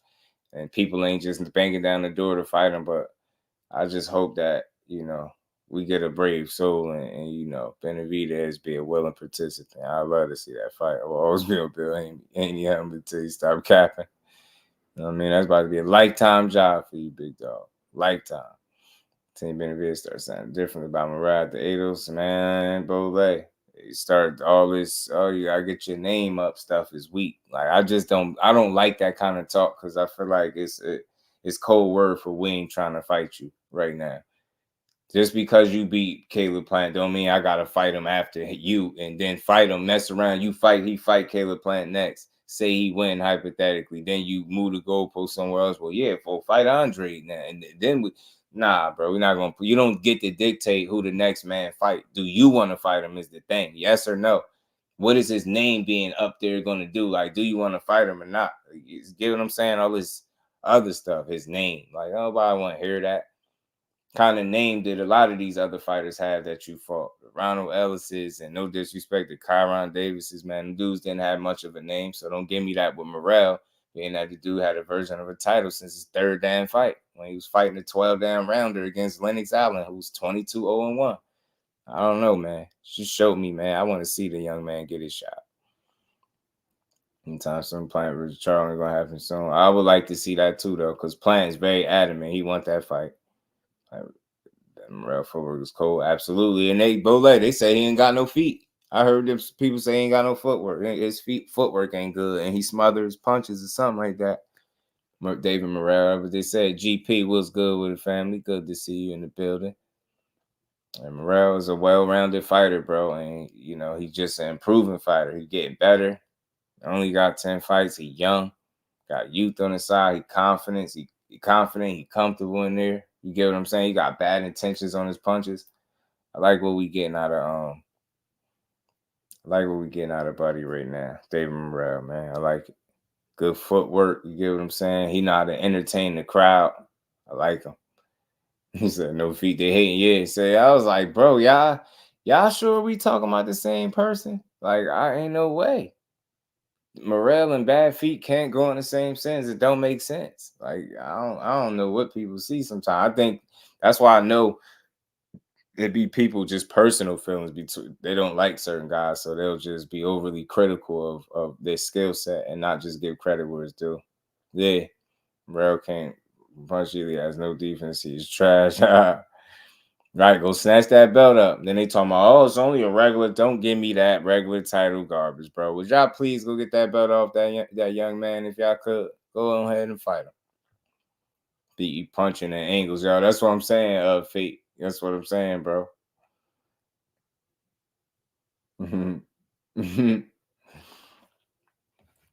Right, but look, man, I want to see him back in the ring, and like I said, I think he's the best available opponent. It seemed like for a guy like Benavidez. Canelo not gonna give him the shot. I don't see nobody at 68 that I could think of off the top of my head that's gonna be as willing as what it seemed like David Morrell is right now, and his trainer with it too. So like, I think they need to at least revisit that and try to see if they can make it happen. Because again, I don't know where Benavidez goes from here. Like in terms of opponents, like who he got left there. You know, we know it's Canelo, but he ain't gonna give it to him. So I say the next best thing, David Morrell. Just the money fighting Australia. You know what it is? Money, confidence, the win, possibly a knockout win. You know what I mean? Maybe a stoppage win for Loma on some. You know what I'm saying? Let's see next for Cool Boy. I know right. Yeah, why not? Why not? Why not run that fight, Ghost? If he's staying put at 22, why not? They look off. Cam comes out of nowhere with some mild skill. Yeah, and I think Loma. They know what they about to get out of Loma. He gonna go out there and beat him up. Go out there and beat Kambosos up. And then get another opportunity from there. You dig what I'm saying? That's how they treat him. You play basketball, you just like to throw hands. You like scrap. Yeah, I like David Morrell, man. But yeah, that Raif Salim and Cool Boy be a good fight, Ghost. Be a good fight. But the way I see it is Loma beats Kambosos in Australia for what, that IBF? They say IBF title possibly. And maybe he goes and try to do some type of unification next after that. You know what I'm saying? That's what I could see. Just DDD versus Frank Sanchez. I ain't mad at it. I ain't mad at it. Somebody else mentioned that too. Frank Sanchez might be a little more too skillful for him now. I'm not saying the fight shouldn't happen, but I think I'll lean toward him though. I'll lean towards Frank Sanchez. Hopefully get a 10 versus Loma. I wouldn't be against it. Fight him. Fight him. You get what I'm saying? Fight him. Yeah, that's the one I end up giving it. Oh. Tay D was good with it, fan. Yeah, he said Rolly said he ruined EJ career and because of the loss with Crawford. He said he ruined his career. Salute to my guy B in Boxing News. Appreciate you, bro. Much love. And y'all make sure y'all punch that like button, man. If y'all haven't, man, we're gonna cook for a couple more minutes and we're gonna get up out of here on this Good Friday. But Daniel Dubois, Frank Sanchez, yeah, it's a good one. Or I like Daniel Dubois and Jared Anderson because people asked about that fight. And Jared Anderson got in the comments and said he's going to make a lot of money on that fight. He said he hope people bet on Daniel Dubois. So I would like to see that fight for him. I would like to, I'm a next man up kind of guy. You know what I mean? If Hrgovic can't get AJ next, I'm hearing that's the next fight for him. If he can't get him, Jared Anderson is also out there. And he mentioned his name. And Jared Anderson mentioned him back. Told him to be careful what he asked for. So I just want to see the heavyweights mix it up, man. We got some good traction in the heavyweight division, man. Or he needs some extra brain cells. Yeah. And then he said he ruined EJ's career. He said he made Ryan Garcia 10 times worse. And he said Frank Martin ain't looking so good. You get what I'm saying? Like he just went in a little bit at what he was talking about. I just seen Jay Appetite next, Undisputed Cruiser. I'm telling you, I think so too, Fate. You know who they was talking about him fighting? Jay Opatai? Benavidez. They was talking about Benavidez going up the Cruiser fighting Jay Opatai, man. I was reading that a couple days ago, I believe it was. They was suggested that as a possible matchup. I'm like, dang. Like you go from super middleweight to Cruiser. No, you got the body for it and all that, and then fight that guy. Interesting. bowed out and then called out Zhang. Zhang said he's confident that he beats Daniel Dubois easy. I think it was Daniel Dubois, he said. But he want that AJ smoke. You know what I'm saying? It's disrespectful to Jai. They say he could come up, Benavidez could come up the cruiser and get that work with Jai Opethia. Probably get his speed. Nah, it'd probably be a good fight, though. Essentially, hey, we're calling out Zhang. Yeah, listen, I want to see somebody got to fight him because I like it. I doubt if he get the Anthony Joshua fight. Like I said, I keep saying that Hrgovic might be next for Joshua. So we just stopped against Opethia, man. That'd be a crazy fight, wouldn't it, Bole? Early in Morrell career, he can fight Billy Joe. Yeah, Billy Joe's supposed to be coming back too, GP. He's supposed to be coming back, I think. Saying with her AJ, them straight punches and that straight left might be problematic, feet. That might be a recipe to getting stopped, bro. Yeah, Billy Joe, I think he was supposed to be coming back or something along them lines. I don't know if he's coming back at super middleweight, possibly, but I did hear he was supposed to be coming back. Not that I ain't checking for Billy Joe. He just, nah. I'll see it if I see it. But other than that, it's what it is. Then Russ, yeah, he wants to, yeah, he got a belt. That's the only reason why I can't say it. He got a belt. Gotta consider that man is a champione, man. He's a champion. That's why that's what makes him right. That eliminates him. That same reason, that belt is the same reason why he can't be a prospect. Like somebody called him prospect of the year. I'm like, y'all tripping. Can't call no damn champion no prospect. I know the number of fights is deceiving, but he ain't a prospect. Step Brown in the building. Salute to my guy, man. Happy New Year to you, bro. How you feeling? New Just, I'm at the Vito Milton, Nicky fight, Brick City fight, Prudential. Saying salute to my guy Andrew Gray. I seen a Vito fight in the person, man. Salute to Vito, man. Get that dub, Vito. Jersey in the big. Get that dub, man. Salute to my guy Drew. Enjoy them fights, Brody. Morrell play fall back on, slap him. Now, yeah, he starts him rather fast, rather immediately. Yeah, he said he at the Prudential Center at the Milnicki fight. Who fighting right now, Drew? Who fighting? Who's fighting?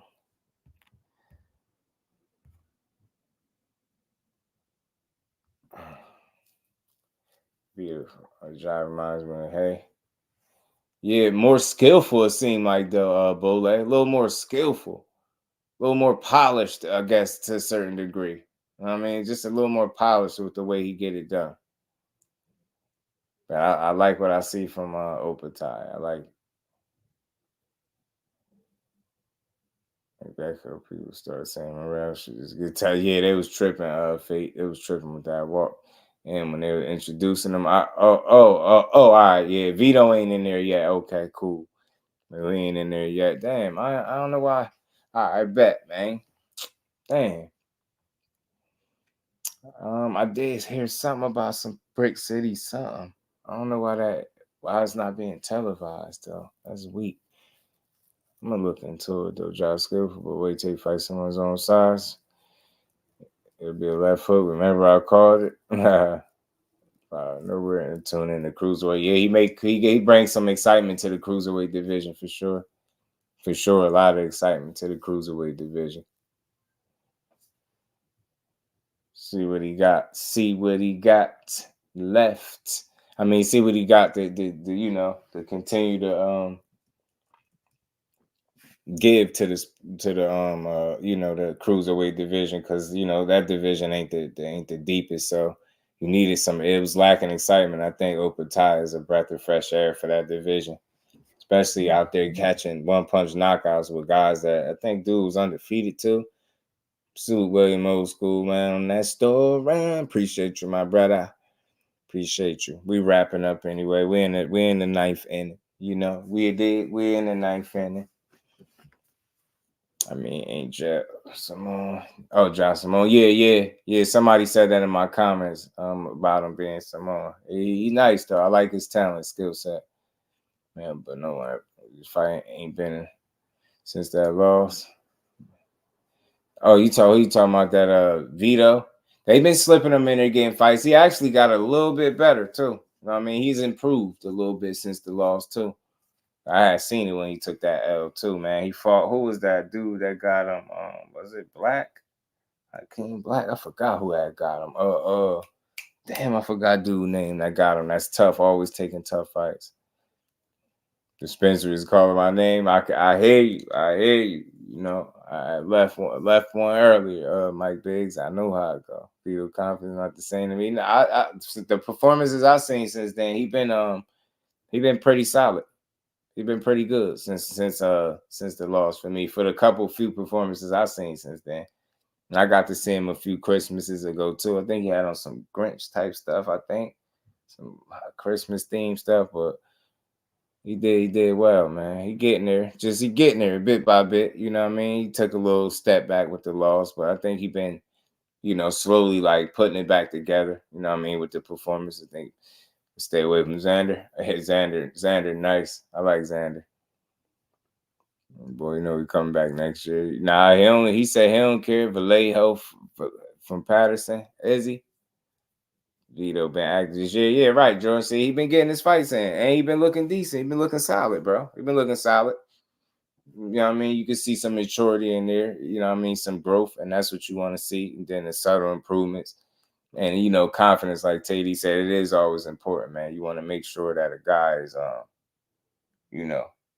prepared to get that damn job done. You dig what I'm saying? Got to be prepared. This side.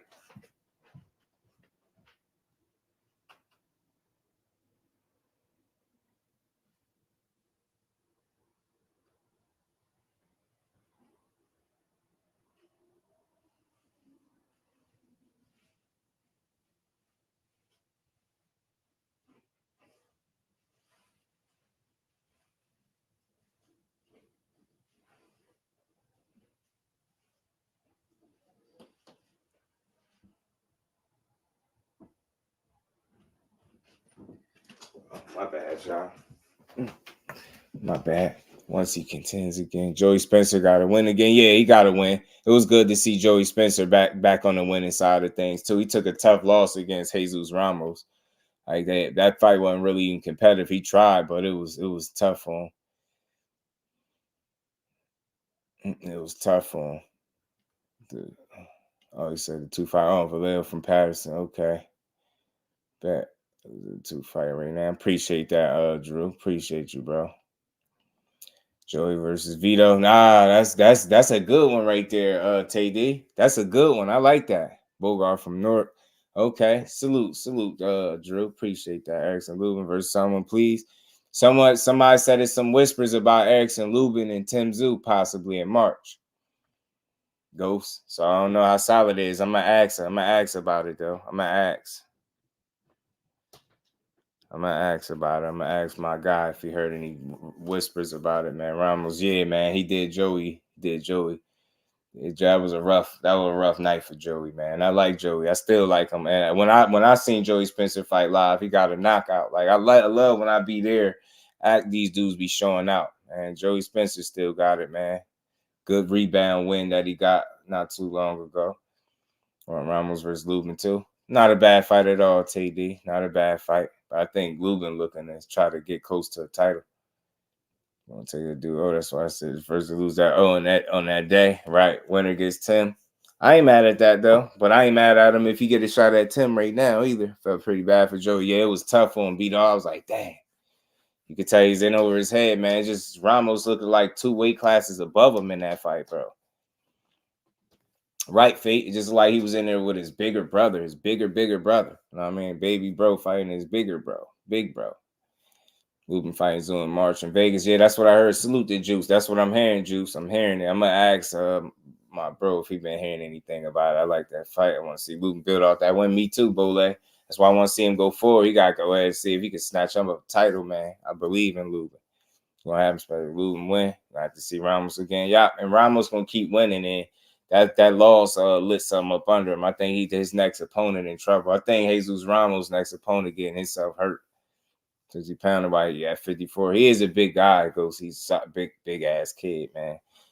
Salute, Juice. Appreciate you, man. Yes, sir. Great year of fights 2023, man. We gonna get it for 2024 too. Always, man. Appreciate you, Roland. You already know. That's how I like to build. Everybody got good energy in here.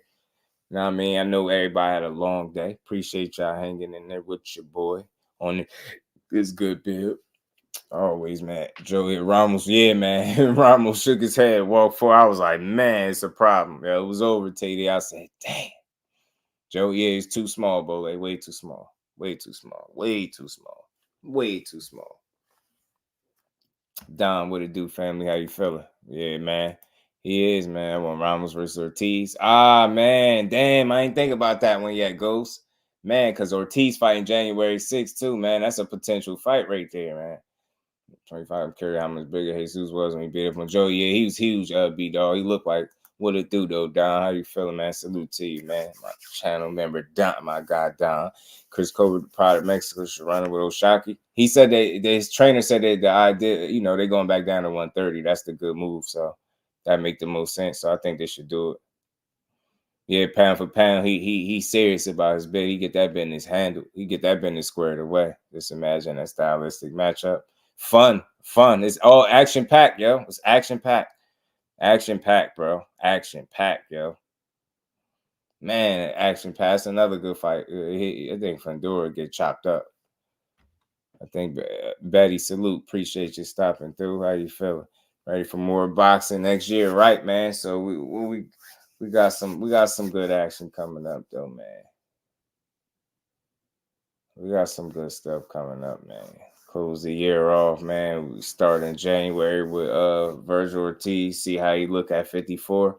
I think 54 just got that much more interesting, especially depending on how he look. And I expect him to stop Frederick Lawson. I ain't gonna lie to you. But let's see how he get the job done and see how he look at 54 in his first fight. And 54 just got a lot more interesting with Virgil Ortiz in the mix.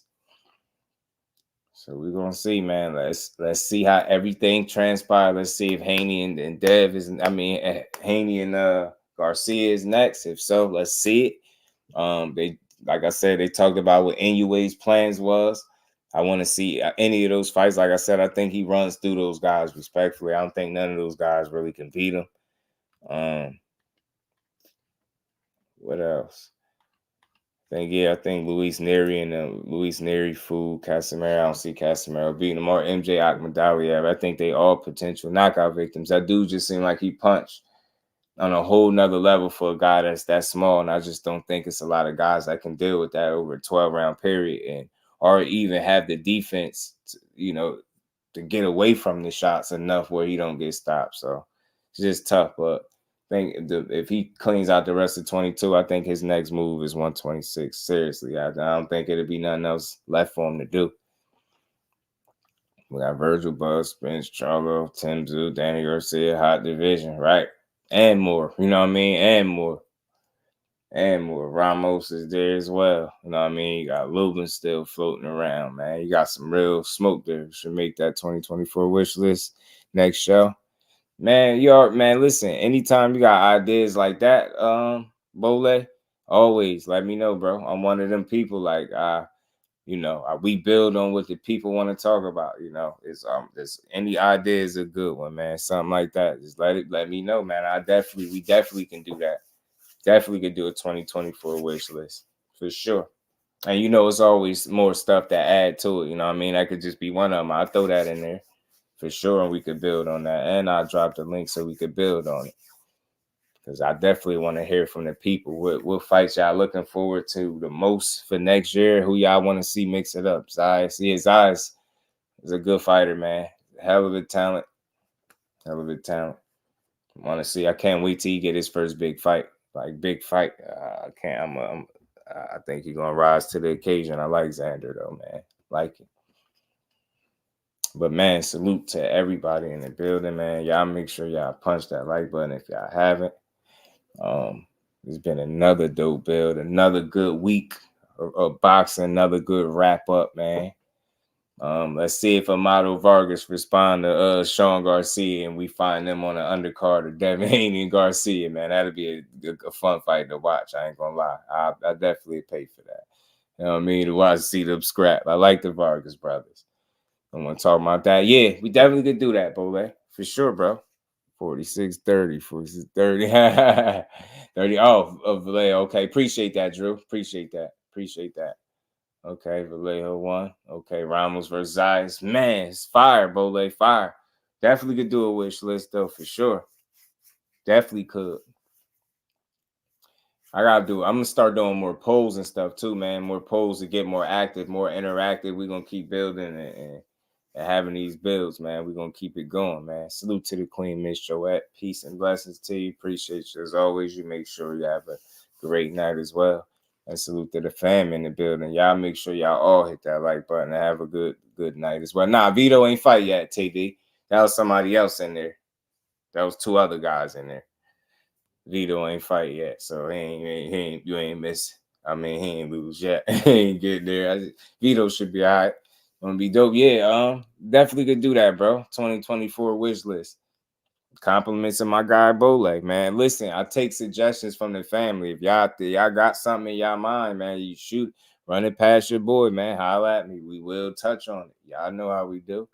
Ramos resides an unknown big one. I'm telling you, yeah, Betty, it is. It is, man. Peace to the Queen as well, man. Salute to the Queens in the chat, man. Always supporting the grind. Peace to the Queen Arena as well. Salute to my guy GP, Miss Joette Bole, the rest of the gang, pound for pound, Betty, Don, Ghost, TD. Much love and appreciation. I'll make sure I hit the like button on the way out if y'all haven't. Y'all make sure y'all enjoy the rest of y'all night, man. And we be back tomorrow to build on some more boxing, man. The grind don't stop. We just gonna keep it going. So with that, man, we gonna get up out of here, y'all. We gonna get up out of here. It's a wrap. Another dope one in the books. Yes, sir. Peace to the Queen Arena, man. Happy New Year to all the family. And y'all have a safe one, man. And we, again, one build at a time. We be back tomorrow. Peace to the fam.